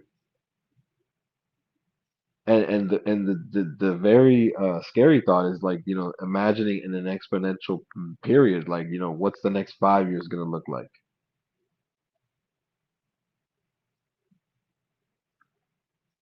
Wow. Yeah, I'm just heating up some water. If I mean, anybody's got anything. when I thought about, like the stuff with the microplastic in the water, and I met somebody while I was at that last job actually, that they said, "Oh, I don't drink bottled water," and I was like, "Oh, like, like, excuse me." And it got me to think. I'm like, yeah, because even the water that people just drink out of the plastic bottles are just, that's it. It's contaminated on top of that. The world is really, it's frightening how damaging the things that we're doing with pollution, the plastics, the chemicals into the air, and then, like, you said, like, what they apply technology for is destruction. They'll do advancements to be better at surveillance and to destroy things like in an instant. Because the East, in the East Palestine thing, you were talking about, stuff when they get swept under the rug, right? Because they did this, right? Like, they blew up the hazardous stuff into the air. I remember you even told me you got sick like a week or so after that happened because it was over there, like up in the north, like, what's that? I think it's Ohio, Yeah, right? Yeah. it was on the same latitude as New York Right. City. So when it blew, right? So when the winds Yeah. blew and they said, oh, Mhm. like, wow. Like, you think about that, and then, right after the East Palestine, the Hawaii. Now the Hawaii scenario was crazy. You literally had, people prevented from being able to leave while the event was unfolding, while the fires were raging. But the fires were so spontaneous, it was almost instant. It was like it got you to thinking, like, what they say about that was that there is an instantaneous, there was definitely planning, but the execution of it. Yeah, I It, saw in more than one place, not just in Hawaii, but in America as well. Well, I mean, Hawaii technically is a part of America. Trees burning from the inside out. That was pretty weird. wow. Yeah, you wonder, like, how, like, what can be done, right? Like, something would have to be instantaneous and piercing and igniting. The only thing I can think of is a laser, the way it just instantaneously, like, would incinerate and burn down something or heat something Okay, and I just wanted to say, I just thought of an idea when it comes to how can we filter microplastics out from the air. So typically, from what I can remember, plastics is pretty good at like picking up on static electricity, right? Plastic can is it interacts differently with electromagnetic fields, from what I remember. Plastic, hmm. and if you can charge it, like negatively charge or positively charge the microplastics in the air, and then have another substance be the opposite charge, that would attract the microplastics to uh, whatever substance is charged, and then you can just start scraping off a whole bunch of plastic from a vent that is specifically designed to capture microplastics, and then convert that into uh, biodiesel, or not biodiesel, some diesel fuel. I mean, I guess, right? Like, to figure out how to clean our environment, right? Any ideas like that are the things that you would really imagine, like, if you're gonna invest into your country through taxes, they should actually be doing something to make the world a better place instead of actually just destroy it. But meanwhile, you got everybody still believing, you know what I mean? And it's crazy. and they keep raising it too. And they'll tell you stuff like, "Oh, your taxes pay for disposing of pollution and shit." And it's like, no, it don't. No, it don't. Not in the way Yeah, and that's then you that. get fined. And then you get fined for like not cutting your grass while the city has a whole bunch of trash right outside the street from you. Isn't that the irony, right? Yeah, like you got to dispose. They make you. They'll force you to keep certain things a certain way. If not, you get fined. It's like, and wait, it's like, wait a second. You know, um, dump sites, they can even catch fire. That happened a couple of years ago over here. I think Mr. X knows about it too. Alexis has a question. My question is there any possible way we can avoid ingesting these microplastics? And AP 530, man, you're brutal, bro. Isn't there a young guy out there who claimed to had to lay low after he made fuel from plastic? Yeah, there is ways to make fuel from Yeah, I was plastic. just talking about him. Yeah. Sorry, MD. Go No, ahead. go ahead, Ken. Yeah. No, I was just talking about him earlier. Yeah. Oh, all right. Yeah, addressing Alexis's question, the one way to minimize it, it's hard to avoid, but minimizing it is you would filter water and drink it out of glass bottles. So you'd make sure you have a clean glass bottle. The next tactic would be to either have a piece of wax paper, and some wax paper has also plastic in it, but something to go over the top of the glass bottle before you cap it, because most of the caps have plastic on it on the inside. We see that. And they do show up in test. Foods like I don't know if people have noticed that when they get eggs, most of the time, since my use, they've always come in cardboard, like pressed paper, because farmers knew they don't want their foods touching plastic. They knew, like you would even see fruits and vegetables come inside of these corrugated containers that were like pressed from paper or a type of cardboard. So there wasn't plastic there. Now you see some eggs come in plastic or styrofoam cartons. So I would recommend, it's hard to find food. Like you don't see milk in glass containers anymore. And even the lid on the milk, some of them would have like an aluminum foil on it, but that might also have like some type of plastic on it, but at least it's in a glass bottle. So I would say those are ways to minimize the plastic intake. To totally avoid it, I think might be unavoidable on a total type of thing. I don't know if anybody has any suggestions on how they avoid microplastics. I would say live in the That's ocean, what but he I just think said, just by breathing the air, just hopefully be in an area where there's not too much of it. But yeah, I'm not sure either. Living in the ocean, but even in the ocean has microplastics. I don't know. I don't know what to say. Oh, the ocean's loaded. The ocean is loaded with microplastics. I mean, we showed like some of the pictures. It's ridiculous. I mean, and AP 530, even though it's a funny way he said it, but it's like, yeah, just breathing, you're pulling in some type of. They've tested. I think they. I've got to look for the links, but I think they have studies where they have shown it in lungs.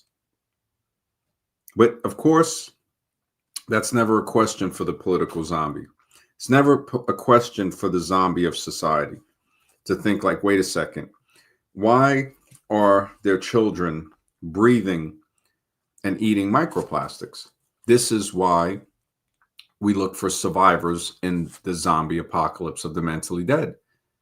Just ask yourself. Yeah. Mm-hmm. But it's also being able to, okay, we know we're going to have ingesting that one way or another.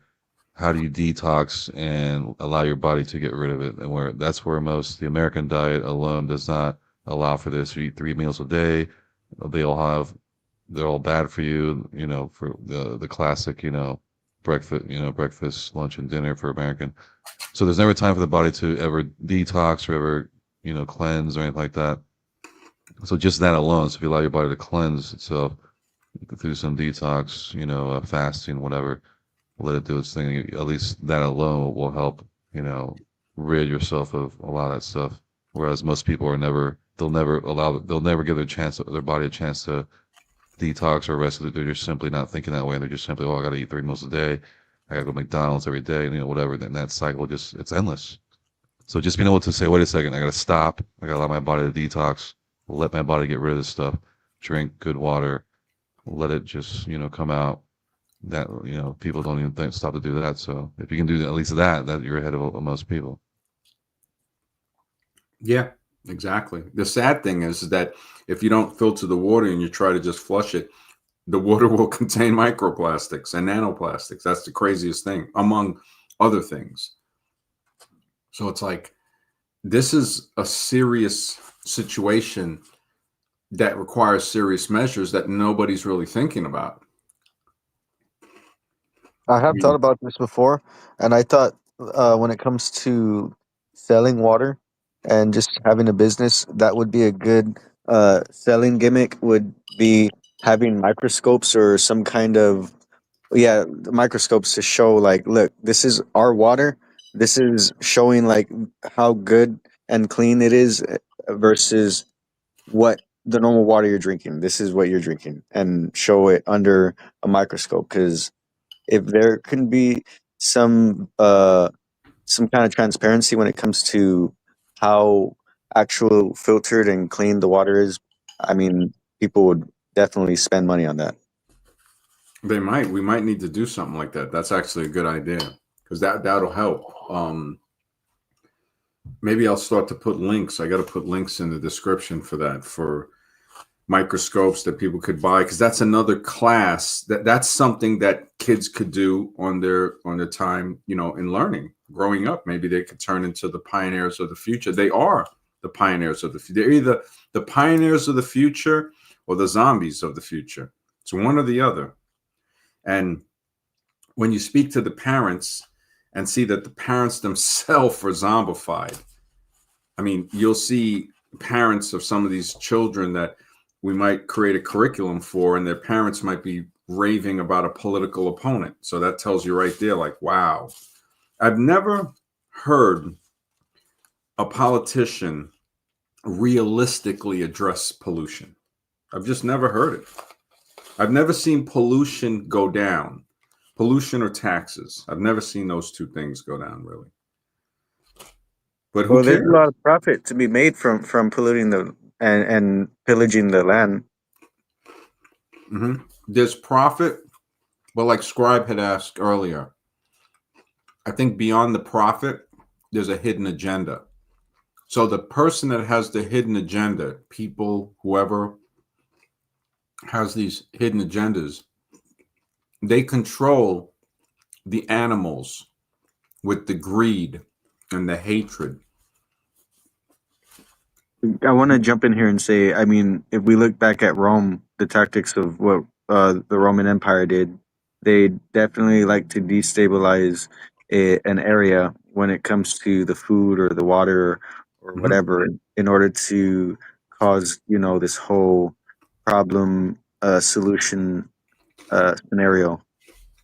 Mm-hmm. They were animals. They were animals. And this is nothing against anybody who have Roman lineage. But when they try to boast about somebody building civilization, no. They built cages for the minds and bodies of people. So the behavior was atrocious. And matter of fact, it was worse than animals. I don't want to insult animals because animals aren't doing that. And everything people will say in history, oh, they built civilization, Rome and Greece and Egypt and all of that. It's like, well, I think something behind them taught them how to do that. They didn't think of it on their own. Rome was extremely advanced. Being advanced technology-wise does not make you civilized. Treating people with civility makes you civilized. And again, the zombies don't see that. They have zombies that say that this is a Christian nation and all of that stuff. Well, no, they used Christians to build things for them. And that's why they see today all the stuff that's happening. And when people say that they built the country, it's like, really? Do you know who your great great grandfather is? No. So what do you really know? I notice people, Alan Watts called people that the best part of them is their ancestry. They're like potatoes because the best part of them is underground. So, and the bourgeoisie live in the future. The proletariat are forced to live in the present, some of them, but they actually like make them act like bourgeois to where they live in the future. The present is what we have. It's a present. It's a gift that most people don't want to live in because they're zombified. And I really, at this point, just even us, much less me by myself, it's like how the mindset, one man, he's just one man. He's, a conceptualizer. So you can be more than that, but it's hard. We need help. Yeah. That was my brother, about we live in the present, and it's like, and people take it for granted. We really do take existence for granted because, like you said, it's a gift. Like you live, and if you live in a community, your local community, people, and you hear about such and such past, and you think about, like every day that, you're all we're doing is moving forward to getting older, and we don't understand how limited and precious life is basically every day. That's something that for sure people are just taking for granted. And like you said, like you have to put in so much effort just to make some changes. It's crazy, man. Life is crazy. Yeah. I mean, I'm probably going to produce a couple of more books, maybe, and as much as I can. But it's like the mind was saying, we need help. We need help. We need to find more survivors. We might find survivors that are powerful financially and can help in that way. So, like, he's a conceptualizer. People need to fund him so he can conceptualize more stuff. Or no. What I say is, you don't need to give me money because people have wanted to give me money before, and all I say is, spread the idea. That's what really matters. Spread the idea, and No, they that's want to it. give you money. This is what you do. You take that money, and like you said, you're a conceptualizer. So you need the physical inventor. You take the money and you hire an inventor. You pay him because he's going to need money. So if you don't need money, that's how you use it to make the world better. You say, okay, thank you very much. And I'll show you the product. I'll show you what I produce with this. Now you can work with somebody else because you're paying them. So that's, don't ever refuse it. Don't let, like any type of feeling, you might, because I used to be like that too. Like, oh no, like when I did the show free for 2 years, then I realized when you do stuff for free, most of the time people don't appreciate it. They look at it as worthless, even if it's valuable. When they have to pay for it, right? Some might complain, but you don't need those people around you. I mean, we've put our time in. We put in years for free. And then a lot of those people backstabbed. So now we know, okay, people are going to have to pay. And with that pay, it's not saying that we're going to take it all, but we use it to hire people to help us to do the things that we can't do. So the fact that you conceptualize, that's great that you had people that want to give you money. Hopefully you can contact them where they'll fund you. But now you have to spread and become more than a conceptualizer. You become an employer as well. I am working on it. I'm working on. I don't know if I ever showed you. I bought two Winnebagos from the 1960s and 70s. So I am gonna live out of one, and I'm fixing the other one up so I can use it as a work vehicle. Mhm. And I do want to make gardens and have some what is that thing called? A laser engraver and a CNC machine. So I was planning on doing some stuff, but it's just taking some time when it comes to. I do have a job, you know, and I don't really ask for money too much. Like I don't ask for handle. I have showed people. I have showed a little bit of people what I'm doing, and yeah, that's it. Yeah, I'm struggling with really figuring out how to do that because I talked to you about this before. It's kind of hard interacting with people, especially when you don't know what their true motives are. Like a lot of people will want to interact with you to try to get something out of you instead of because y'all actually share uh mutual interest or goal. Hmm. Well, think about this. If you can get somebody to fund you, you can, I don't know if you like where you work, but you can stop working and focus on conceptualizing and creating things full time. You know, we're here to help you because that's our aim too. We're starting to do shows every night. That takes a lot. It'd be nice if we could do it in the daytime and the nighttime. So now we start to say, okay, somebody's funding us so we don't have to work. You'd roughly need about $1,000 a week just to live basically above the poverty level. It's not a lot, but it's something. Now you got guys with mindless shows that are making $2,000 a week, $3,000 a week, which are detrimental to society, fueling the zombies. We would be doing the opposite. We'd be saying, look, now anybody that criticizes it, you don't need them around. That's how you know. It's like they'll try to say, oh, well, you're grifting, you're doing this. And that whole feeling, it's like, no, we know what we're doing. That zombie is just an agree with me zombie. If we agree with them, okay, everything's fine. We got to detect them and know and never feel any type of shame because you know what you're doing is making the world a better place. And I want to say, good to see you, Goliath, Gaia the Sage. Good to see you from the other stream, man. He says the universal solvent plus microplastics. Yeah, man. Not even mentioning micro metals, micro glasses, and micro rubbers. Yeah, man. You're absolutely right. Alexa says, MD, I'm currently zombified by energy drinks because I need the energy for my late night work shifts, such as now. Do you have any alternatives? The energy drinks are very dangerous, man. I would say you can, I don't know, and I don't want to recommend coffee off the bat, but coffee is better than an energy drink. If you don't like it, then fine, don't use the coffee. Um, Energy drinks are draining. They overstress the adrenals and stuff from what some researchers have said.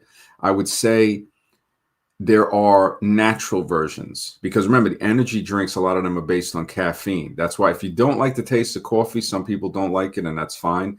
There could be other alternatives, natural alternatives I'd recommend. I'll look for a few and hopefully I'll have them by tomorrow night's stream for you. Yeah, but thanks for asking, man, because yeah, there has to be good alternative. Matter of fact, I'll look them up now. Timbo says I've noticed that when you eat something, yeah, the plastic will take it on, man. You'll have that plastic smell, that taste. That's the nanoplastics probably getting in on the billionth level. Ragamuffin, good to see you, man. He says Java and matcha. Okay, so I would look that up too, just to be safe, but that might be some alternatives, Alexis. Java and matcha. Thank you, Mike Ragamuffin. Yeah, it's the ones without the sugar are better options. That's true too. Exactly. Let me see what it says here. If anybody's got any suggestions. Well, with me, you hear me, Andy? Mm-hmm. Yeah, yeah, with me, a lot of times in the morning, I prefer the coffees, right? Like I have espresso, and I do use sugar. I do love sugar in my coffee, and that process, it just moderation, man. Like, there's a reality. I think that it's just we live in a world where so much of things that have will get people zombified on. It's just so it's too tempting and convenient for people not to like be able to partake in, right? But moderation and sometimes I guess like tricks because like for the energy drinks, for example, I don't know which one Alexa likes. I don't know if he said it in his comment if it's Red Bull or Mm-hmm. Monster. Me in particular, I do actually enjoy Monster. And usually I'll have You're talking about Monster energy drink? Yeah, yeah. Oh my goodness, that's horrible, right? No, it's really delicious, honestly, right? But I'll No, I have mean like like horrible for your, wow, man, I can't believe you drank that. Holy smokes. I what saw a well video. Wait, I saw a it's video where a guy drank like 10 of those and his heart was pumping out of his chest. Is think about that, that right? You real? think about the rate of the 10 of them, like of course. Yeah. Like, you know what I'm saying? Like that'll kill somebody, obviously. But Well, that's what I'm don't they use taurine? Taurine comes from trying. bull testicles, right? Yeah, probably. Yeah. I don't know. So But taurine is in that. So you're drinking bull nuts with uh-huh. that. There's some alternatives for Alexis: And green then that's tea, yerba yeah. mate, coffee, and caffeine-free drinks such as water, of course, coconut water that will hydrate you, fresh juices, smoothies, herbal teas, but herbal teas are caffeine-free, some of them. But the Mhm. green tea, if you don't like the coffee, and of course, if you got the coffee, you want to drink a natural alternative, a natural type of coffee, ground coffee beans. So yerba mate, I remember a friend of mine from Uruguay. He always used to drink yerba mate everywhere he went. He'd have his little yerba mate cup. Matter of fact, when I went to Uruguay, a lot of people drink that in that country. It's like a standard thing, and it's caffeinated. So those are some alternatives, Alexis, that you can have. Scribe posted some really good stuff here. This is like top 6 natural alternatives. So this is for you, Alexis, to check out. Gaia the Sage, thank you for that. Tea is good and often forgotten in American culture. Yes, yes. So you got a good few things here, man. Alexis, we're here for you, bro. That's we have to be here for each other. That's the only way. Yeah. He's got to cut down, like what I was going to mention earlier. I'll have at most, like, every time that I do have, like, the energy drinks, like the Monster, I'm not going to have the full can. Well, And I when you're actually put drinking, it with ice. No, no, no. And I also put a lot of ice. when So you're drinking that, you're getting this from that can. That can, yeah, yeah. that No, for sure. plastic, that plastic lining in the can. It's everywhere. It's Yeah, everywhere. yeah. I So know, I'm but it's, just letting you know. You might want to. I know, man. I know, man. But I'm saying, like, he still probably is gonna like them. He got hooked on them for sure. He got hooked on them for sure. But if you at least figure Yeah, out a we'll way, get another monster drink, man. just half the can with some ice, maybe even a little alcohol in there. Shit, why not? It's Well, he just was asking what he can use as a natural alternative, something better. So one would be, okay, try to cut down on the amount you're drinking. So that's if what you I'm want to saying. drink half a plastic can, that's better than a whole plastic can. Um, know that you're drinking those microplastics in there.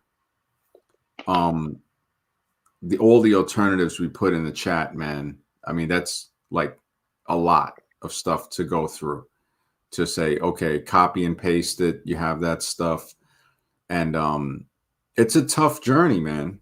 I have to admit, because like I said, we all are susceptible to falling back into it. Even if you do good for a while and you're drinking the green tea, you're drinking the yerba mate, you might have the coffee, you're supplemented it. So now you're not drinking any energy drinks. So you're getting rid of the bull nut juice. You're getting rid of all Why of you? the preservatives. You're getting rid of the microplastics because you're getting it straight. You're using the herbal teas and stuff. That's a step up. That's a Can, step can, up. can I be devil's advocate, MD? You mind? Yeah, if you So want. okay, so when you mention the ingredient of taurine and what you claim it's fabricated out of that, and I wouldn't be surprised. You want All me in to all, look if it up? Okay, let me look it up. you can go ahead, and even if it's true, I'm just saying anyways. Besides that point, let's say it is true. Now, essentially, we get things from nature, from everywhere, Hmm. and so So in would you be nature, categorizing? would you Oh, suck so on a bull's nuts in nature? Why are you yeah. So now saying? you're a naturalist. But there's a but I know, but there is right there is dishes. There is people who do eat that in cultures and delicacies, man. Okay, so what Now, are you saying now? What are you trying to tell us? no, just we are what we eat, obviously. But when it comes down to it, human beings are a creation that has absorbed and eaten basically everything out of nature. Who told you And that? no, I'm just saying that that's Now, how do we observable. know? How do we know that's true? That's observable. That's observable. So everything in nature. So you got people eating. Well, I'm saying like people have like checked out everything in nature, probably. I mean, at least to an Really? extent that documented. Like get into Probably, or research. You know what I'm saying? Like for research. Okay, so beaver anus, you're gonna eat that. You're gonna eat that if that's the thing we eat. because they You get have it as flavoring. It's called castoreum. They use that in certain flavorings, and it comes from beaver anus glands. now, how do you know that, right? Like, and Because just I like what? researched it. I researched it. Matter of Okay, fact, I'll look it okay, up. Matter of fact, good. That's my point. That was the purpose of my point the whole time. These things, people they research it. It's like, you can make a joke out of it. You can make a joke out of well, anything. humor. There's always truth in humor, man. Right? Yeah, I once mean, I got back. taurine is also found. They say it's in the human body, so you could be getting cadaver taurine too, because we know, but I don't know how much. So taurine comes from the Latin word for bull. Wow, and Look at that. it was first isolated from ox bile. Now bile comes from, I think, the liver, and it's usually the green stuff that comes out when you vomit. So you're eating ox vomit, bull nut juice, basically. Wow. That's funny. Yeah. But So I mean, I'll pass on the energy drink. I mean, who knows? That's like the definition of zombified. you guys, no, but this is what I'm trying to get at, right? Either way, by the way, about the ingredients and stuff, right? So like when you look at the can and you look at the stuff that it says, about like like the ingredients and what they are and the vitamins and the minerals. So to say that it doesn't break down in the body when you ingest it. Now, I'm not saying that the quality of the ingredient Well, wouldn't matter. I mean, it says here that some taurine found in the energy drinks is not extracted from animals, but it's made through chemical synthesis. So you're drinking like a chemical now, a laboratory experiment. I mean, I'm just the body must be able to break that down. We're putting putting him on the slab, man. Letting you know we care about you, man. You guys, if you guys feel like you're roasting me and stuff, I'm just trying to No, we're like not keep. roasting you, man. We're just Yeah, yeah, the reality of this subject is so brutal. It sounds like roasting, but it's actually not. yeah. It's Well, I know your MD, style. what about the preservatives that they use in the foods? Have you researched any of that? Like how that affects us? on which type of preservatives. Well, any foods that that to preserve the food so it doesn't spoil is like Oh, you're looking what at some ingredient? brutal stuff. Like when I looked up TBHQ, you can find it in some candy bars and cereals. Mm-hmm. Just, I mean, Chemical City, BHT is so messed up that they'll have cereals and it'll say the box is coated with BHT, right? Because it's to the point where it's like, all right, man, we're going to use this as a preservative, but we didn't put it in the food. The box is coated with it. And don't worry, you can feed it to your kids, which I doubt that would be good. But then you'll see it in candy bars or some other food. So this company is saying we coat the box with it as a preservative. It's because we don't want to put it in the food, but why would you want it? Like how Timbo said, the plastic, you can smell it off. So you're going to have, BHT residue. But then there's foods with it listed as an ingredient. I think it's butylated hydro. Like I forgot the what it stands for again. I got to look it up. I think another one is PSEG, and these are like the straight lab monster chemicals that they use. Then you have other preservatives that are bad too, that you don't want, that are in the food. So here, matter of fact, I'll look up some other one. Bad preservatives in food, right? Mm-hmm. Okay. Nitrites. Okay, yeah, I forgot about those. Those are in a lot of meats, processed meats. So if you're eating boar's head and stuff like that, you might be getting some nitrates in there. BHA and BHT in cereals, like I mentioned, cured meats. Oh, yeah, potassium bromate. That's another one in baked goods. I think they might have banned that in a few countries, but not America, of course. American Zombie, hence the name of the channel. The fact that Right. 30 foods are banned that we eat in other countries tells you the American Zombie. And sulfites. Sulfites. Now, the concerns here say include increased risk of cancer. It says here Yeah. heart disease and other potential health issues. Yeah.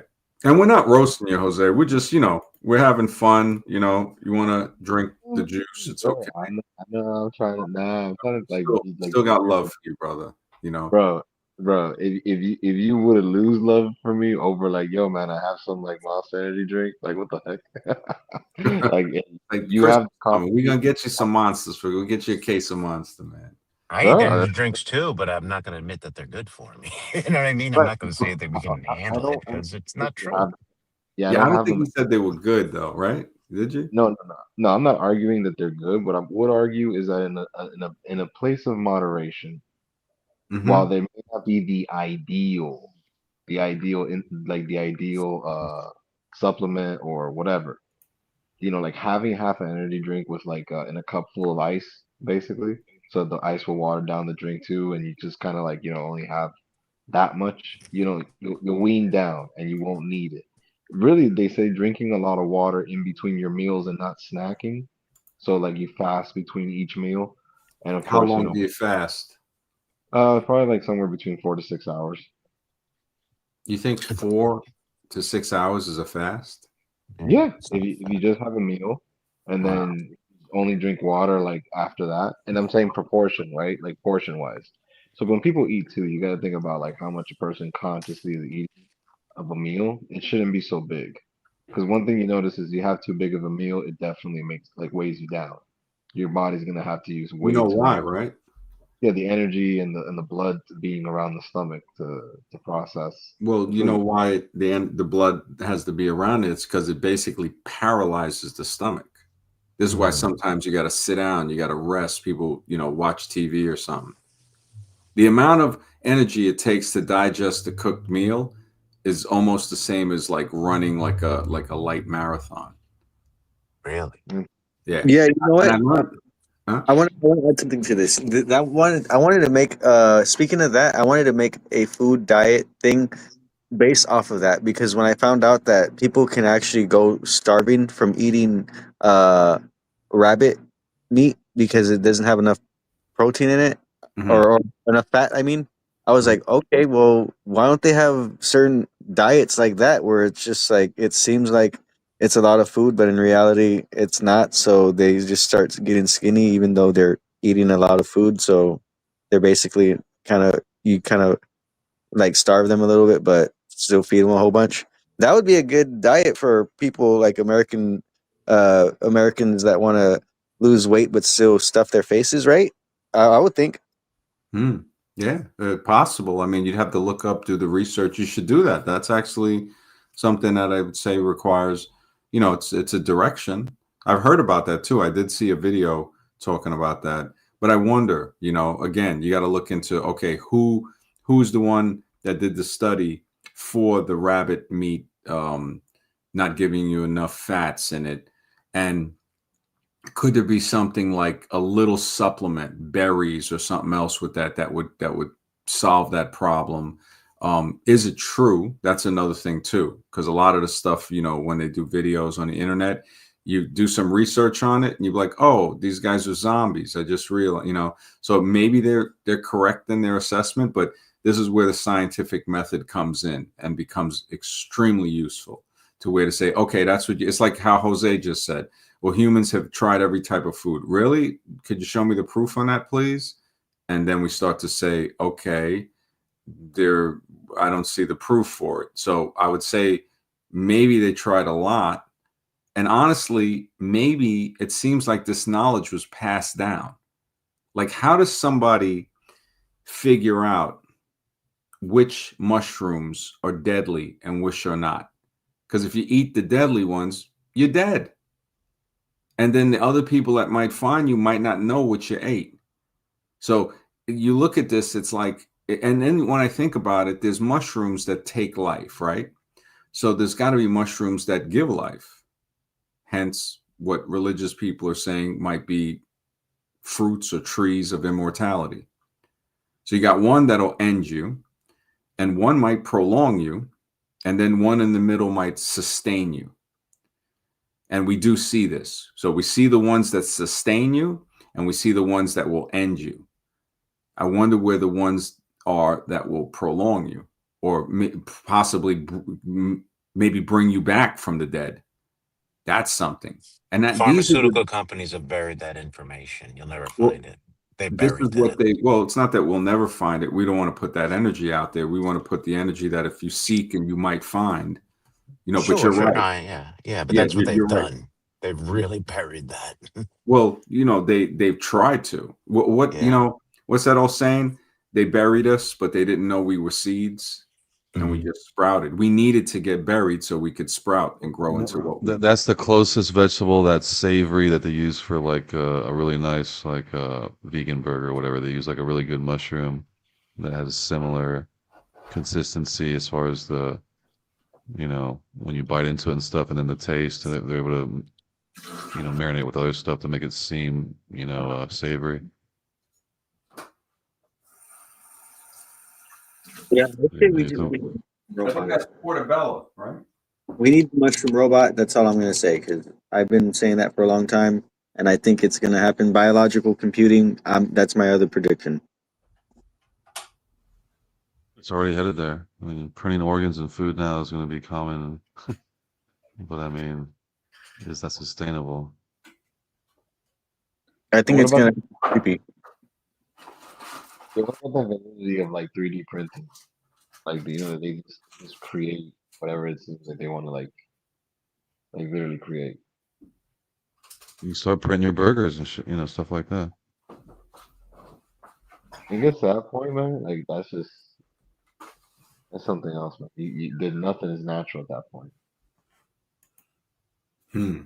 Um, Goliath, Gaia, I keep calling him Gaia the Sage. An example of good preservative in food that keeps getting removed is natamycin. I live in a dry desert and all the food is moldy. Some preservatives can be good when used in moderation. I wonder, I'd have to look up, let me look that up. Natamycin. Let me look it up for you. I think I've heard of that before. It might be a natural preservative. That's why he's mentioning it. All right, just looked up natamycin side effects, right? Ophthalmic use. Wow. So they use this in eye medicine, eye irritation, discomfort, feeling increased tearing, temporary blurred vision. Serious side effects, allergic reactions, trouble breathing, tightness, chest, throat, face, lips. So there are some. Oh no, we can't let this guy on. Sorry, man, we can't have you on the thing, man. All right, appreciate you, but it's like you're a little too dangerous, bro. I got to give you that credit. I give you that credit, man. But we're staying within YouTube guidelines, and everything. Much love to you. I hope everything goes good. Scribe, I know you see him, right? Yeah. So. Yeah. And I hope you're okay, bro. Yeah, so apparently this is the largest living organism on Earth. Yeah. If you want to read that. Yeah, I was looking up the niamycin.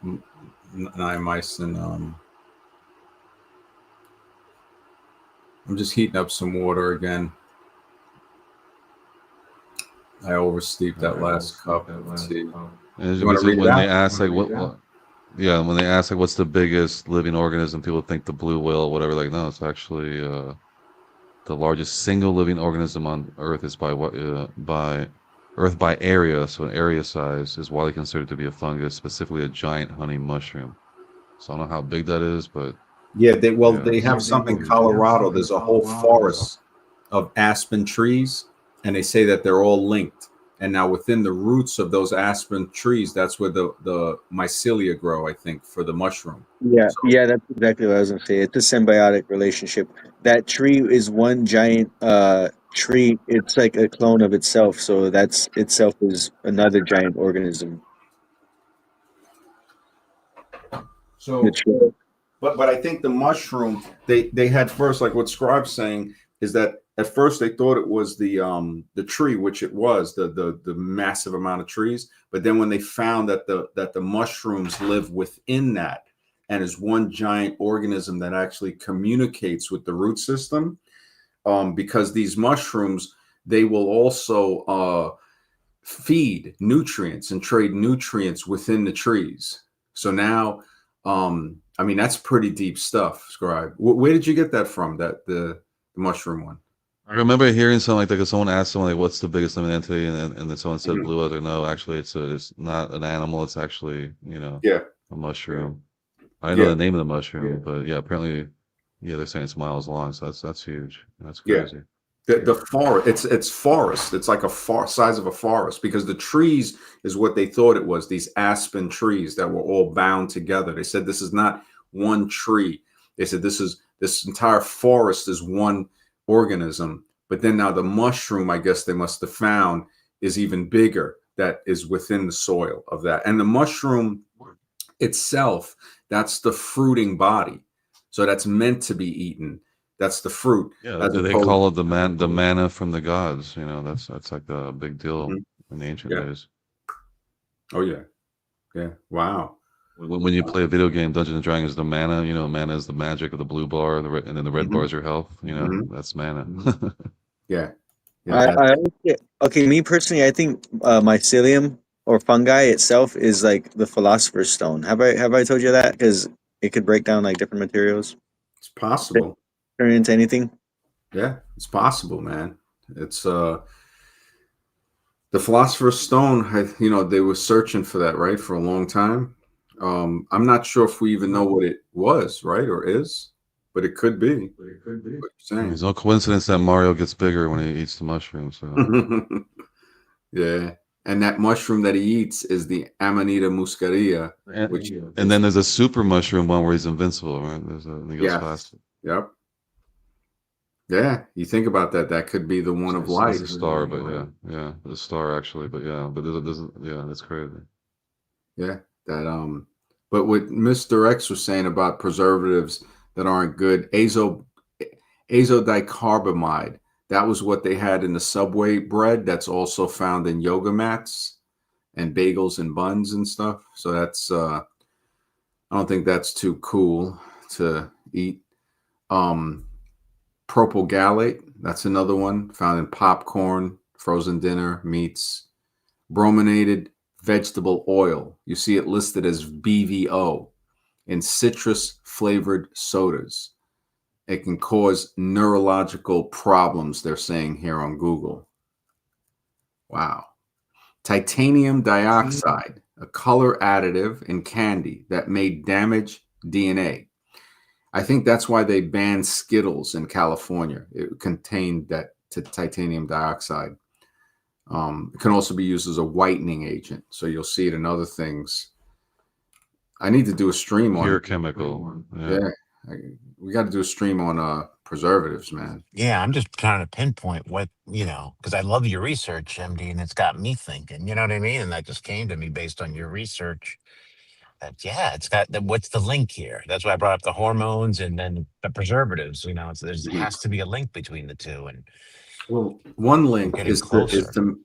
I would say for sure, and I feel it with myself, because when I'm healthy, I feel invincible. Hmm.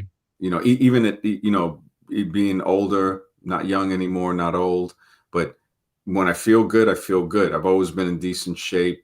I thank the military for all of the exercise. Um, and I've always liked exercise too. Nobody had to tell me to buy weights and stuff. I wanted to.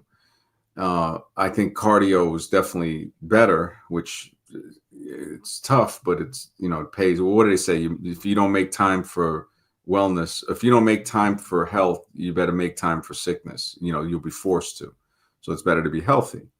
Right. Titanium dioxide, when I look at some of these things, I mean, yeah, I'm going to do a stream on preservatives maybe tomorrow night or something like that. Because the food thing is very important, man. Or maybe we'll do something different. Scribe wants me to do different streams too, and he has a good point with that. So it's a little more diverse. Yeah, man. Polysorbates, you don't want those. I used to eat ice cream years ago, and that ain't good. They may disrupt the gut microbiome. So we know that we have a microbiome in different parts of the body, the skin, the gut, the other places throughout the body. And this is important for health. We have to feed our microbiome. We actually have more bacteria in our body than the cells in our body. People can look that up. I think it's like 1 human cell to 1.1 or 1.3 bacterias. So we have a little more bacteria cells than we do our own human cells. Let me see, ratio of bacterium cells versus human cells in body, right? And this is beautiful, man. I checked it was a whole bunch more. I thought it was a lot more than that. Nah, yeah, I was pretty much correct. I remember this. I was researching this a few years ago. The ratio of bacteria cells to human cells in the body is closer to 1.3 to 1, or approximately 1 to 1.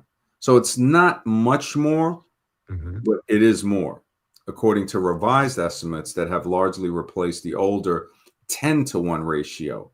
So at first they try to say it was 10 to 1. Now they're seeing, okay, this is what it is. So this updated figure is based on research estimated about 39 trillion bacterial cells to 30 trillion human cells. So even if it was 30 to 30, that's still saying that half of us is not what we think is us. And this is the science. So, and this is what science is about, getting more data and getting closer to the truth. Like we see that, okay, they estimated, and that was the problem at first. They say, hey, you know what? We estimated it was 10 to 1. And as the science progressed, it's like, yeah, your estimation, like evolution, is a fairy tale. And the more real thing is 1.3 to 1 to 1 or 1 to 1. Very close. And yeah, that's dynamic. At MD, I was just looking up myself and doing some research, and it says here that the parabens, certain parabens and certain chemicals found in plastics like bisphenol, I hope I'm saying that right, and phthalates, preservatives affect hormones that they have interfering with hormone function. So the preservatives, the parabens, they can affect hormone function. They directly affect that. Well, wasn't Alex Jones saying that about the frogs?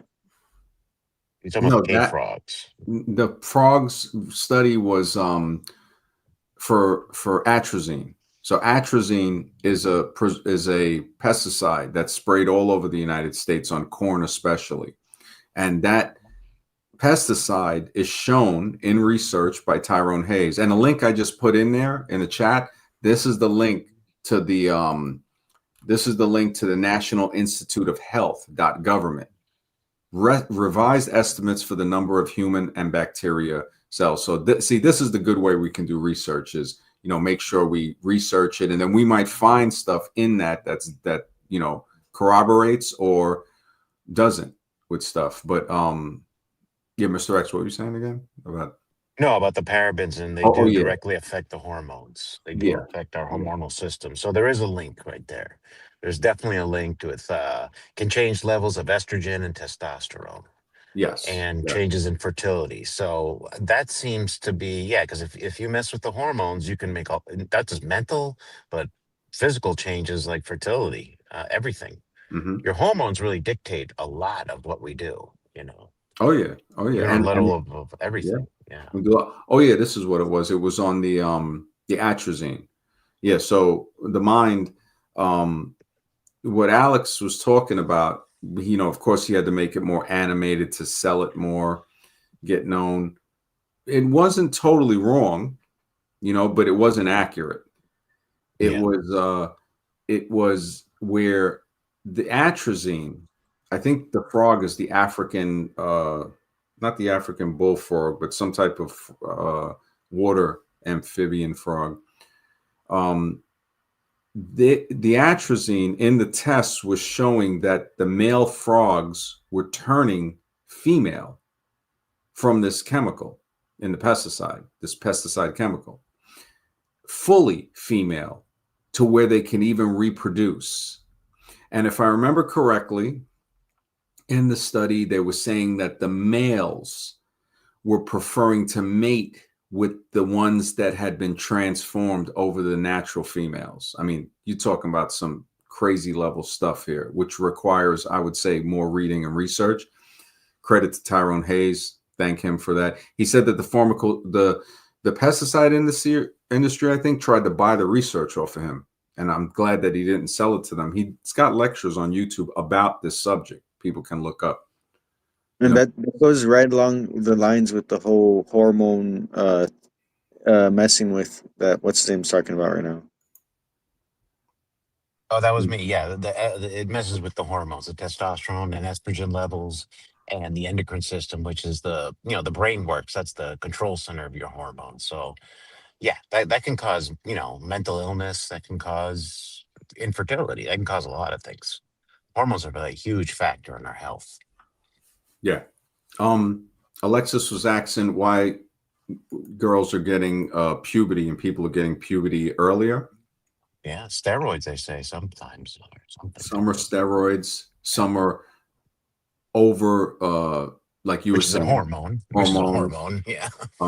There was a study in, I think it was Germany or one of the countries in around that area, where the hops that they use to make beer have like a lot of estrogen in it.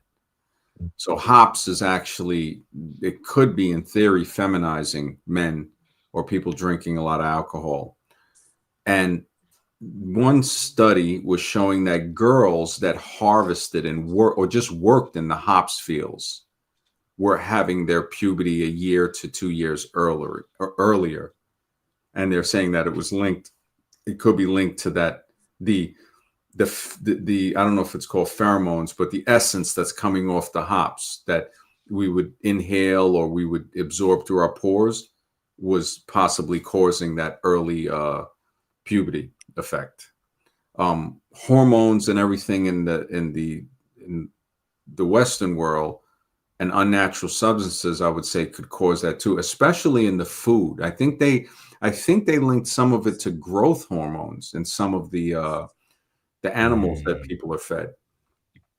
That's probably a direct link to their early periods. I'm sure. I'm sure Yeah, of it. There are yeah, probably high levels of testosterone in women too. I'm guessing. possibly. And of course, these are our opinions to stay in accordance with the guidelines. Of course. Yeah. Of So, course. But I'm living proof that you can lose your sex drive. I mean, I can vouch for that.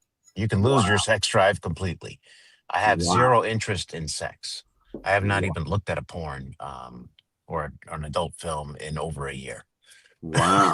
Yeah, yeah. It's I'm living proof of that. So just so you know, if you think this is hocus pocus about how hormones can change you as a person, I'm here to validate that. No, it's real. It's Mhm. real. It can Oh, really yeah, do that.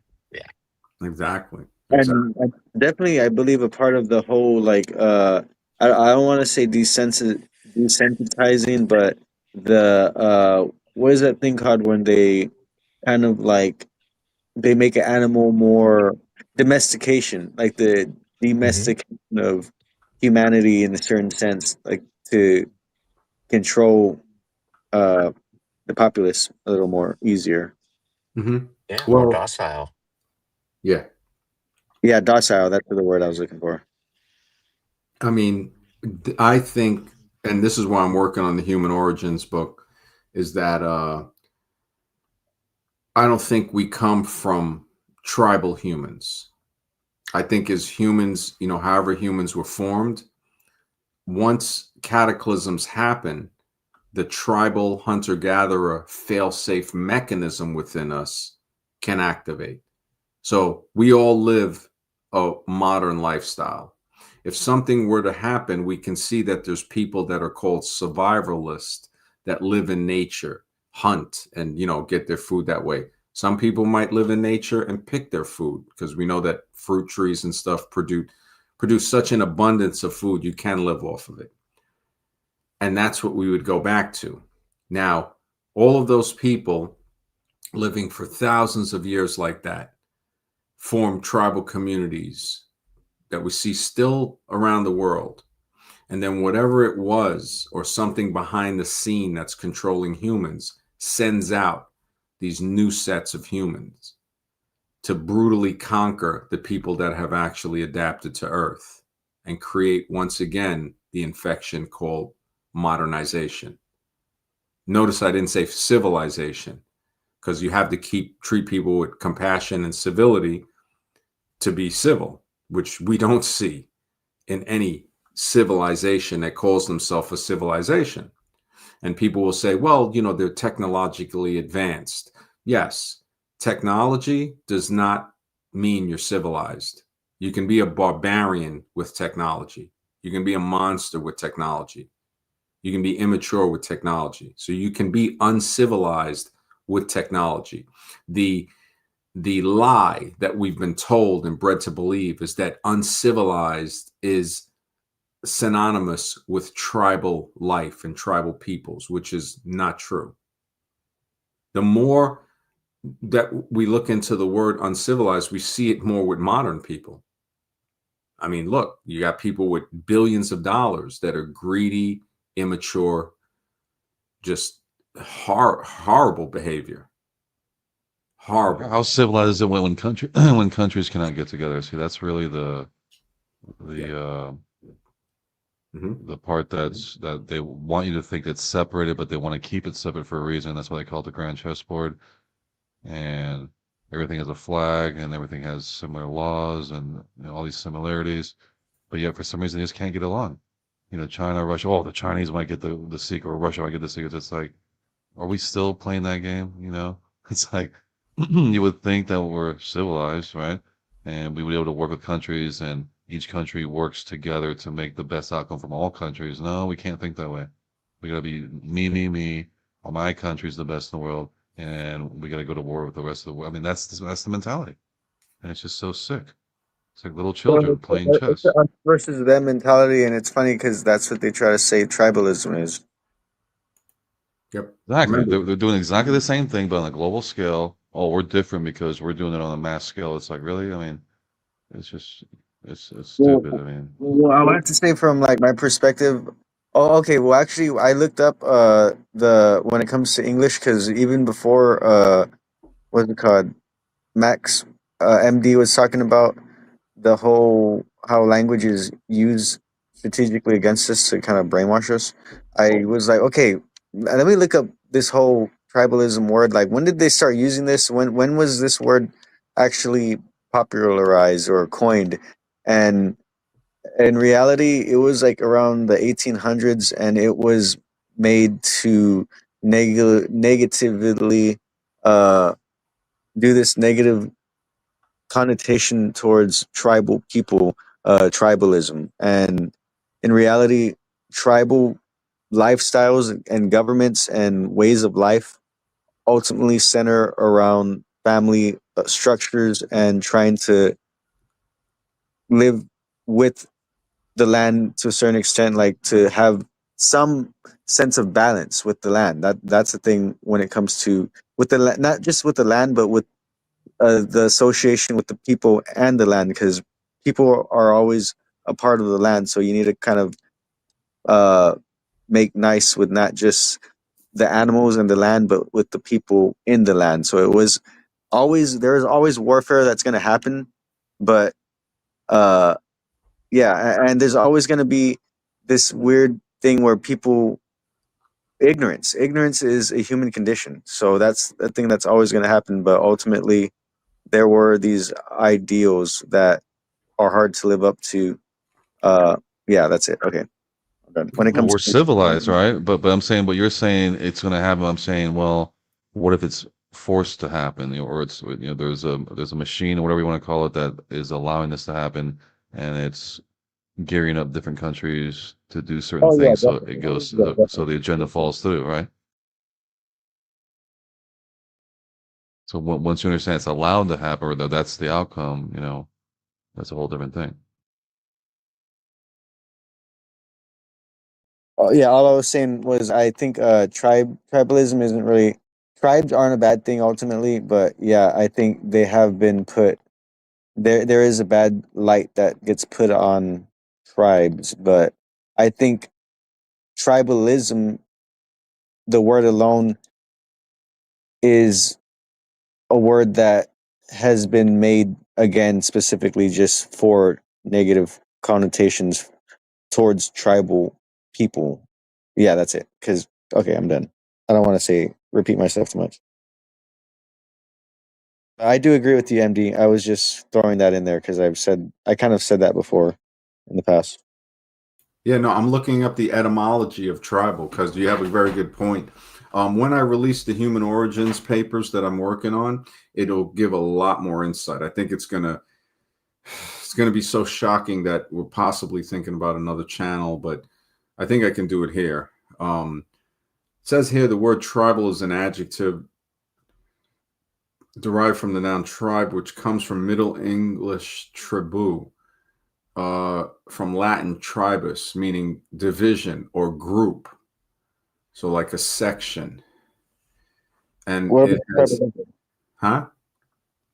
What about tribalism? Because tribalism, that was the specific word Yeah. that I was. So it's like, so if it's saying it's a division or group, it would be like divisionism, groupism. Like the ism is saying like it's a part of that. Like tri, it's saying tripartite division, which tri meaning three. So more than two. Um, and al, the tribe al is the suffix, develop developed the adjective tribal. So that's the 1600s. And of course, research with this should go back further because this is only going back to Latin. And we know Latin, Arabic, Hebrew, and I think Germanic all come from what they say stem to Phoenician. Now that's just those languages. What about what about Hindu language? What about the Chinese characters? So there is such a mystery of human origins. It's a beautiful thing, but we need to really look deeper into it. Um, so try. Yeah, the Yeah. thing. Okay, so I must have not done my research good enough because from what I saw, it was like something in the 1800s that somebody started coining. I need to stop doing just referencing stuff without having the actual backed up information because yeah, this was like a year or two ago that I actually looked this up. Okay. It says here, I just noticed as I scroll down, is it racist to say tribe? For indigenous people, tribal identity is important. So when non-native people say find your tribe or tribe to describe groups of shared interests, it is offensive because it erases the significance of tribal sovereignty, identity in people. Instead, we can use words like group, crew, friends, or circle. And this makes a very good point when I tell people when they either say black or white people, and I tell them, or Latino or whatever, is that you erase the individual and you group people as a group. So the individuality becomes gone. Oh, these people. And it's like, we know everybody's not the same in these groups. So you're right in the way that tribal, and they put a negative connotation on it. It's really sad. And again, that's what they do to get people to be prejudiced and to hate another people. They'll demonize them. They'll destroy their character. We've seen it through many wars where they have made slogans to make the people look less than human. They'll dehumanize them. So it makes it easier for the people that are zombified to go in there and do harm to people that have never did harm to them. And to think that going into someone else's country, to think that you're not the invader, to think that somehow you're bringing them. I mean, the mental gymnastics that has to be done to believe this type of crap. I mean, you have to be zombified. When you hear people say, well, we're bringing them feed, if we didn't go, it's like, wow, look at this monster. These guys are like monsters, man. People that think in that manner, their behavior is like monsters. And then you have these political zombies. I mean, I don't even know a word. Demon is too good to call them. I mean, these are like horrible. And then they tell you that's just business, or that's just, that's just my job. Just disgusting. It's like just no type of responsibility, teaching people how to be an irresponsible monster. Then they're gonna say, well, I got to put food on the table, It This just has by always been the taking, case of history. I mean, look at the Ottoman Empire. They were one of the first. well, you these know. are uncivilized people. These are not like Scribe was just saying. So what When if they say tell you they have to feed their family? Then what are you gonna tell them? okay, I would tell them, yeah, you're telling me you got to feed your family by taking food off of the table of another family. So this is what I would tell them. I would say, don't Better play my that. family than theirs, No, That's you're what a they're thief. saying. No, I would tell them you're a thief. You And don't what have if you can't defend your own stuff, then you don't deserve to have it. That's what they say. because you're a barbaric thief. You're a monster. You're a thief. So you can't have the civility in you to ask me, because you know that tribes will share with you. They'll give you their last, but that's not good enough. They erase us just for being here, just for being alive. And we see this happen over and over again. This does not have as much to do with color as it does with your lifestyle, because they Yeah, did it I to the agree. pagans of Europe first. They had to Yep, get rid of the yep. ones. When you look at the way they persecuted those people and the witch hunts and everything and all of that, some people remember that in New England, Salem witch trials and stuff. But when you start to divide them and give one person a privilege over the other and say, look, we need you to patrol these people over here. Why? Because they're less than you. They're not as human. And that's where the lie of evolution comes in. The racism that was created by this theory, which is totally unscientific, that creates the world we see today of hatred and The disgust. privilege, it's the privilege and the oppressed, and then they both one tries to deny the other. Well, it's not that one tries to deny the other. They create a whole scheme. And I think it's something behind the scene that manipulates behavior to get people to believe this and uses language to fuel it. Because tyranny doesn't stem from the weapon, stems from the language. And that's why they use the language to make this other person seem like they're not human, that they're so-called uncivilized. When you start to think about it, you say, who's really uncivilized? The one that destroys the forest or the one that lives within it? So if I live in accordance with nature and I share stuff with you, but I don't have technology, they try to make it seem like you're uncivilized, like you don't deserve this land. That's what Manifest Destiny was about. So when you ever hear people say, oh, they built this country, right? What'd you build? You built it by destroying somebody else's. It goes back to, I mean, it's horrible. And it's very hard to see.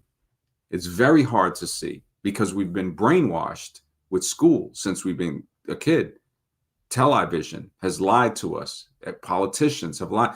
Parents didn't know any better. Like I said, we're not blaming them. We're looking for the cause. You get the choice. Do I choose to blame or do I choose to be mature and look for the cause of why my parents, why adults, why people act this way? What is the cause of that?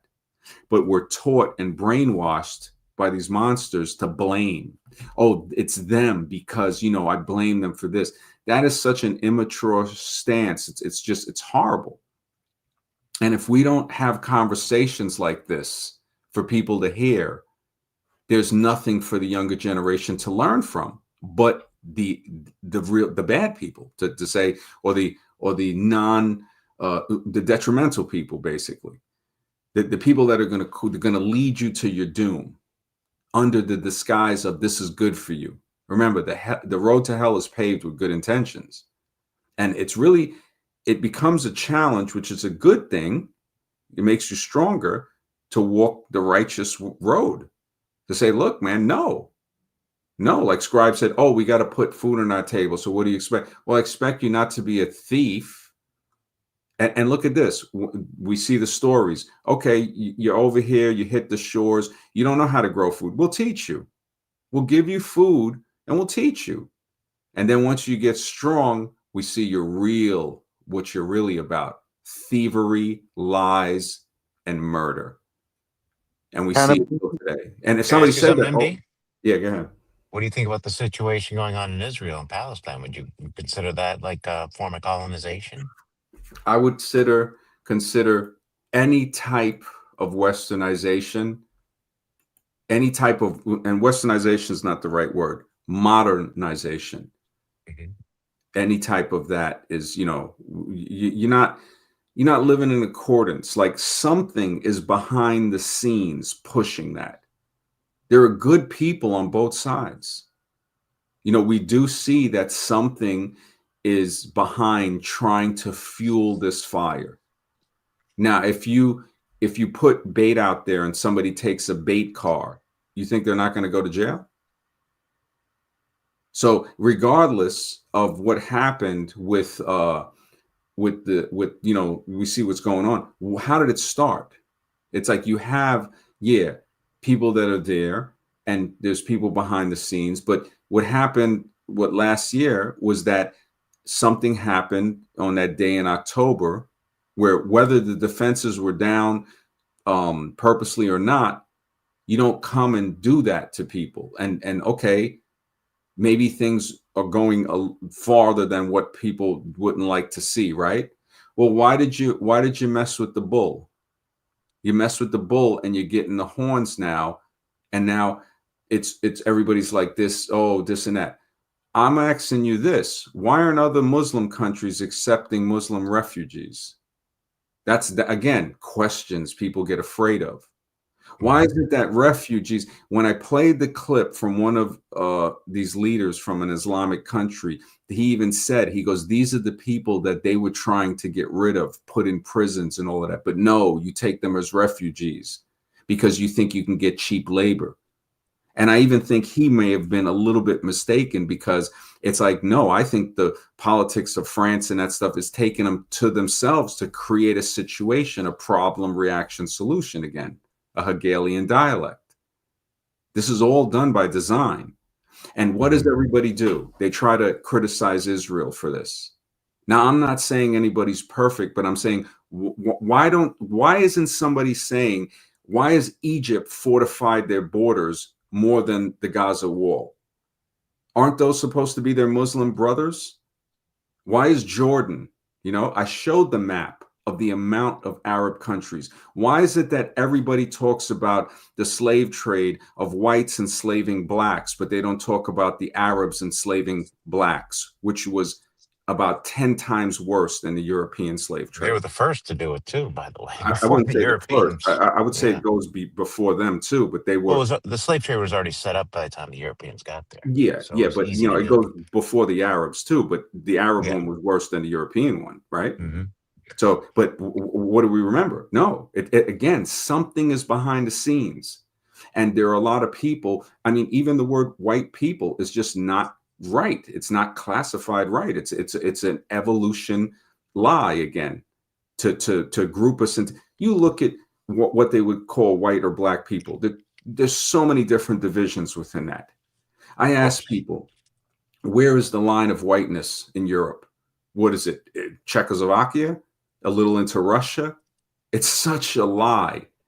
And it's an IQ test to see how stupid a person is to think that Europe is a continent. Europe is Western Asia. But for some reason, the racist ideology to think that they can't be on the same continent with black and what would be considered yellow or different shades of beige people, right? because there are Indians that are black, very dark, Sri Lankans with straight hair and straight noses.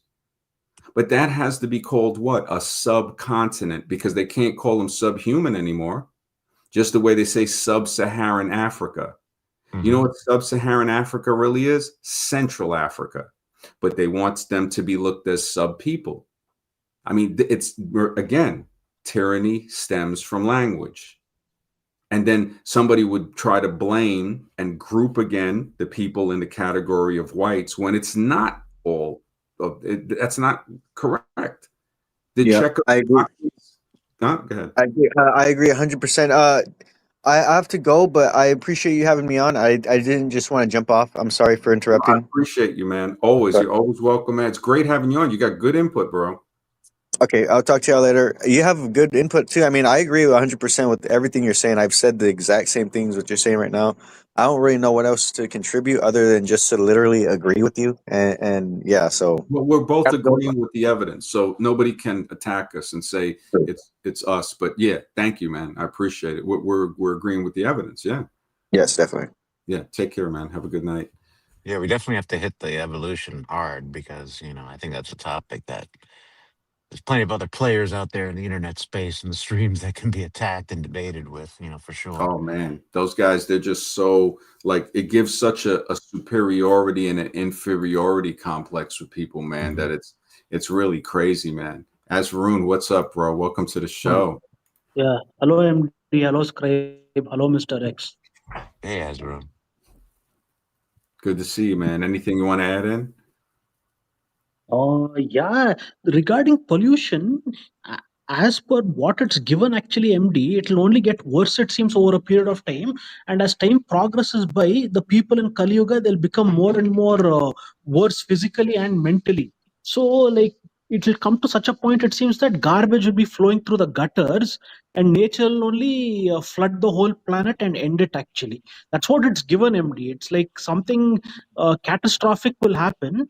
And after that, it will be unavoidable, actually. Already But there's so much of pollution, no one wants to take care of it. Like, it's too difficult to go back also now, because if they stop technological progress, they'll say that it's bad for us. They keep giving that excuse every time, MD.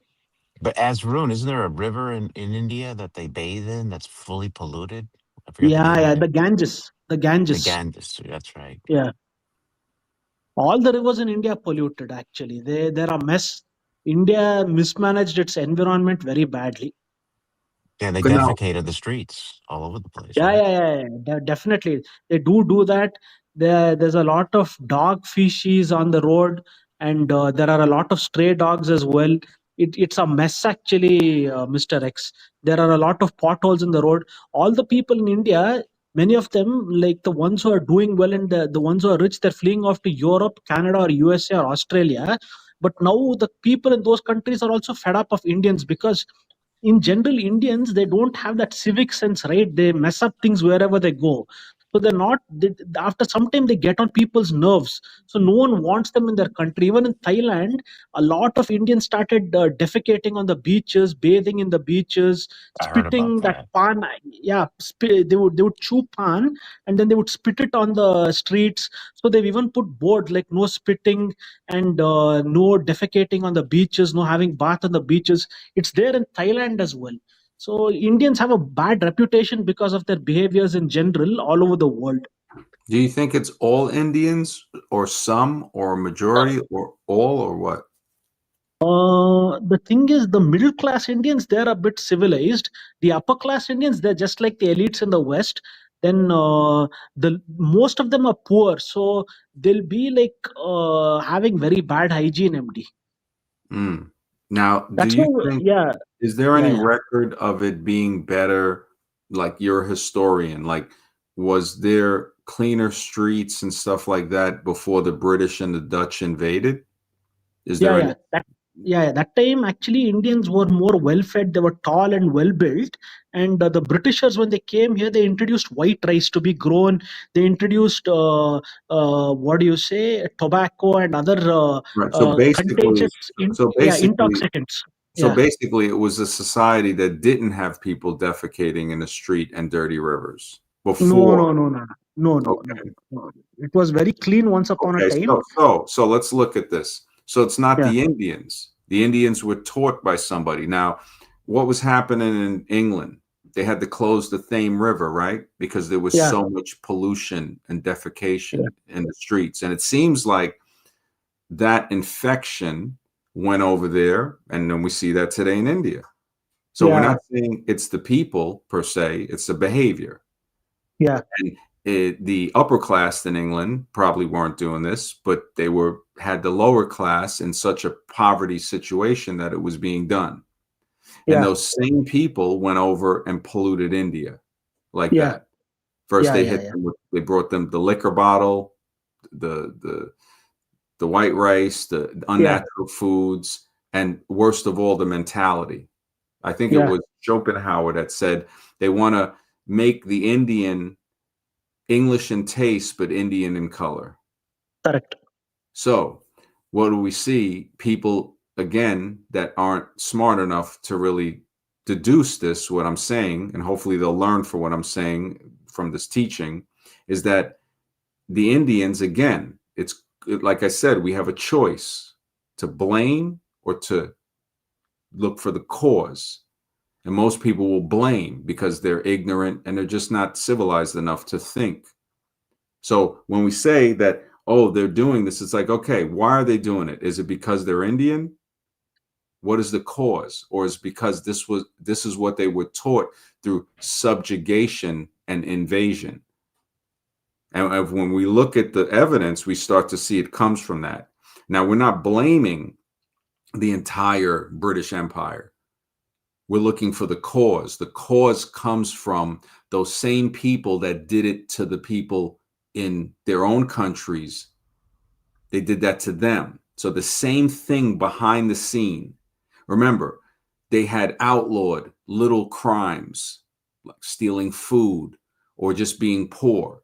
Oh, you're either going to go in a dungeon or you're going to get on the boat and go to Australia. Correct. And this is how Australia was built.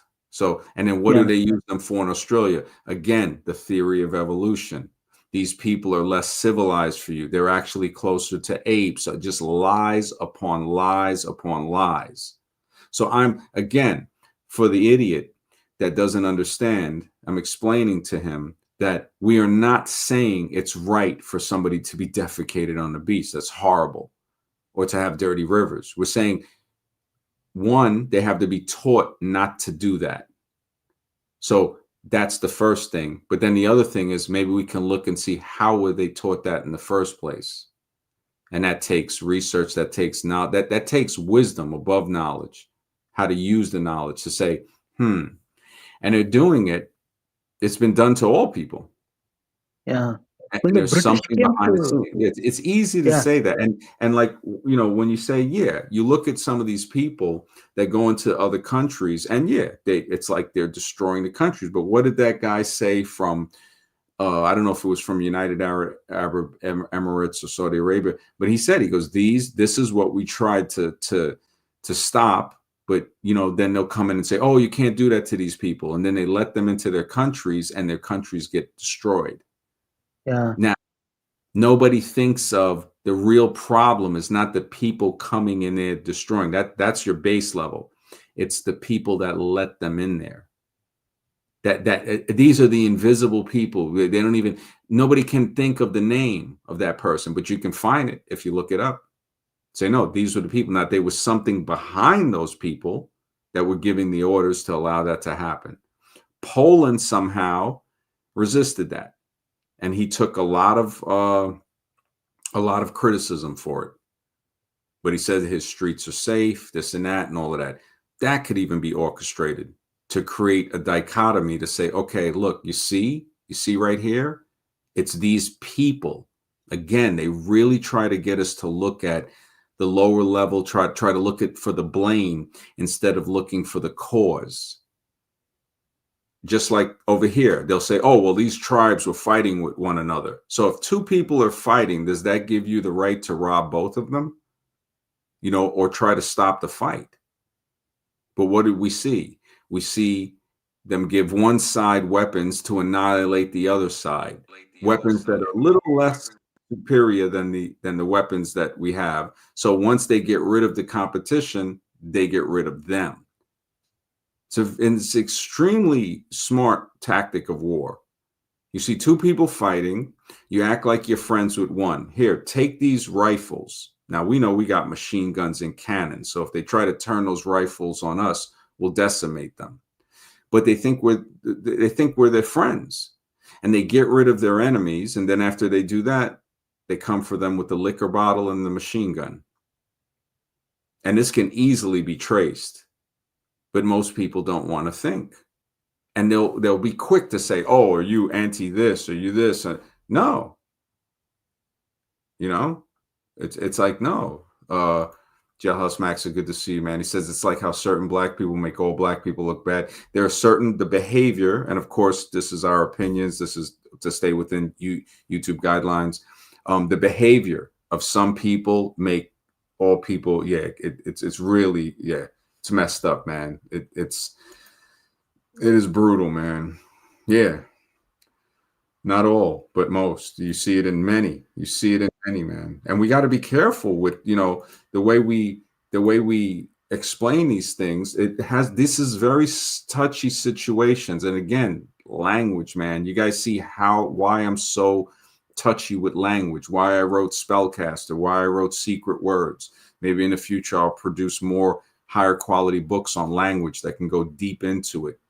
That looking for cause instead of blame is so important, man. It's so easy for us to fall back into saying it's all of these people, because some of the behavior is atrocious, man. You look at some of the stuff in America, man. It's like, I'm like, it defies when you think about it. But then I look for cause and I'll say, okay, where is this person flipping out in a fast food restaurant?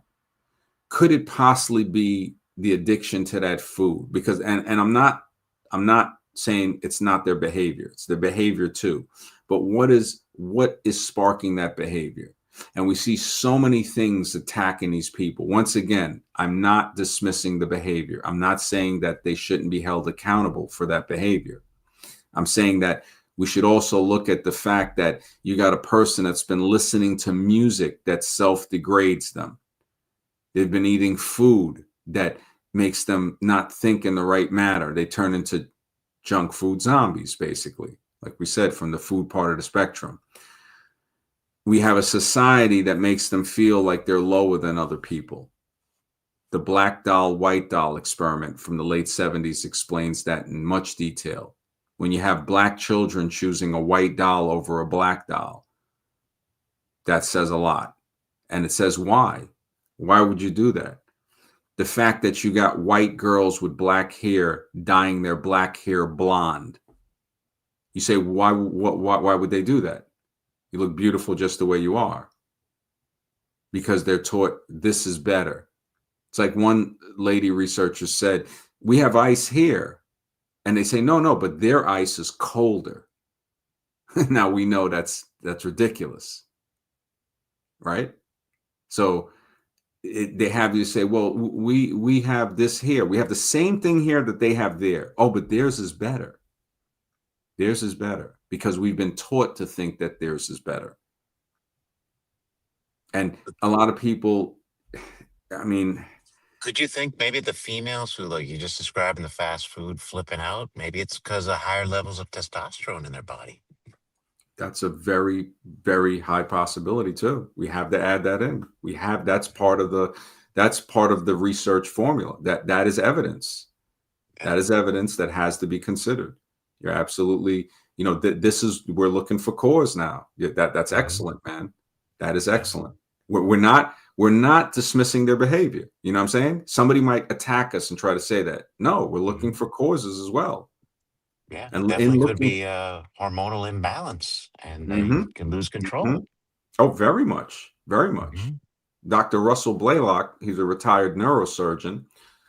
Excellent research he's done. He wrote a book called Excitotoxins. I think I have a clip from him from about 15 years ago. Hopefully it's still on YouTube. But he was saying when he wrote that book, he was saying that this machine or whatever it is behind society is producing more people with low IQ, less people with high IQ, and people in the middle that can't think clearly to detect what's going on.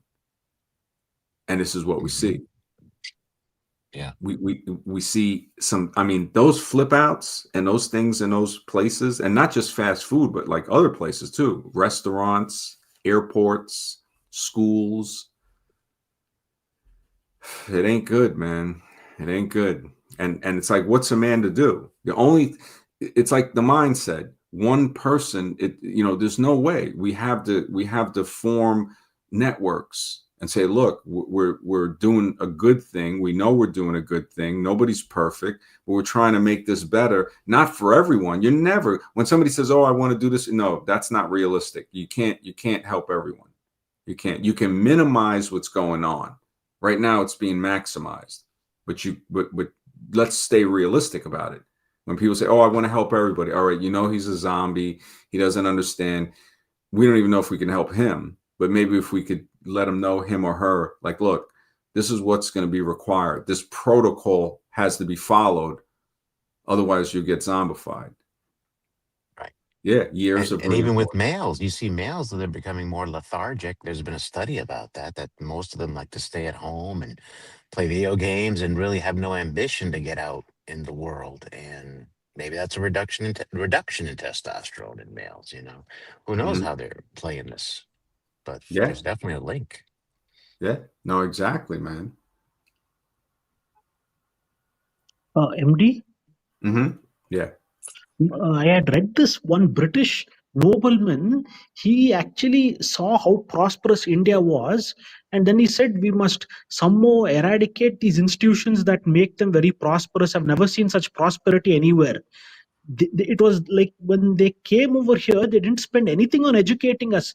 And then they spread the myth that we were into nation building and helping the Indians, but they didn't spend anything much on education. Whatever technology they developed that was only good for them, they would strip us of the raw materials, use the trains to transport it to the ports, then create manufactured goods and sell it back to us at a higher rate. And they would cut off the thumbs of weavers so that they wouldn't be able to weave, and they would destroy all these small scale and cottage industries. MD, Yeah. nothing good has actually come from them, to be honest. Well, from those individuals that did that, those same individuals were oppressing their own lower class in Britain, just as they did that. So it's like, and of course we have to be, specific, but you're absolutely right. India, remember, if India had, if people see other cultures that are brown and different colors, it destroys the lie of evolution.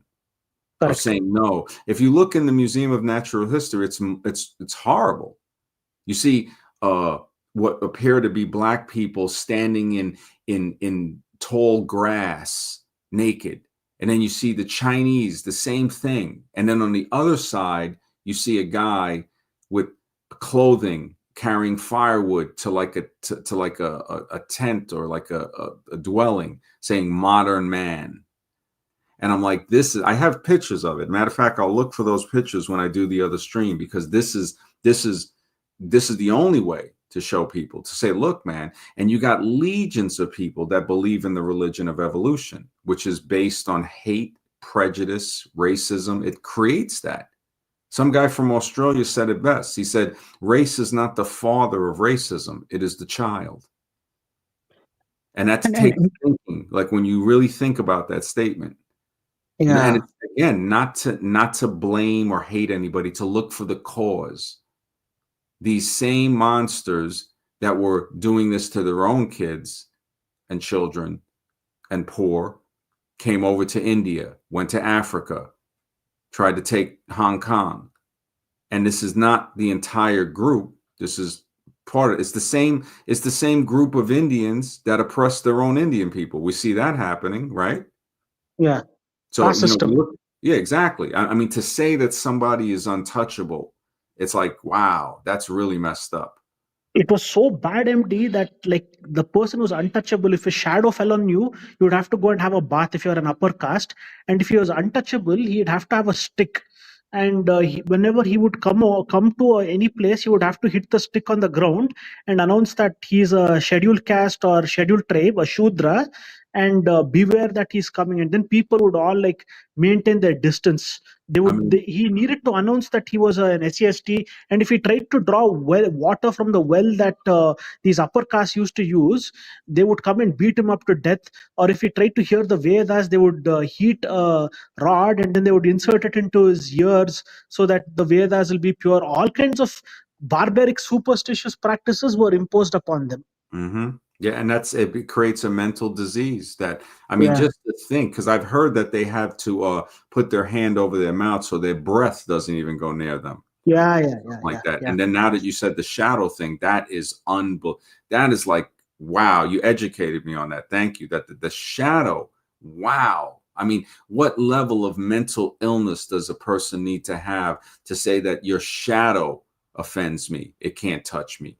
I mean, that's horrible when you think about it.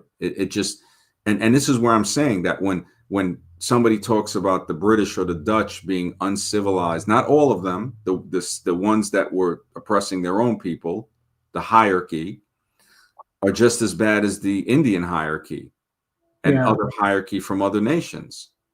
It's the problem of people getting on this pedestal. When somebody's on a pedestal, they can only look down on you. So you can't let them stand on that pedestal. It's like, no, I'm not going to let you stand on that. But then we, again, not blaming them, we're saying, look, let's look for the cause. Why does this person look down? Oh, because he's standing on a pedestal. He can only look down on me. So he has to get off of his pedestal. What's the old saying? You need to get off your high horse. You're on this high horse looking down on everybody. But people don't realize that sometimes when they say that, they're saying it from their own, thing as well. We see this rampant throughout America with people talking about who built the country, whatever. They don't even know who their great grandfathers are. Yeah. Matter of fact, their great grandfathers probably cheated on him, so they'll never know their lineage. They're just basically some bastard child with an ego. And this goes you find this in every type of people, every color, every type. Not races, because race is a social construct pushed by political power. But, I mean, a matter of fact, I might do a stream on that because this is a very, very deep subject that requires much more conversation. But yeah, it's getting a little late here. It's like 1:30. Man, I thank you guys, Mr. Rex, Azroon, everybody in the chat, man. Thank you guys for being here. Take care. I'll try to do it tomorrow night. I think so, like around 10. You guys take care and have a great night. Have a great night, Good everybody. night. Good night, Thank you. MD. Good night, Mr. X. Good night, Azroom. Good night, MD.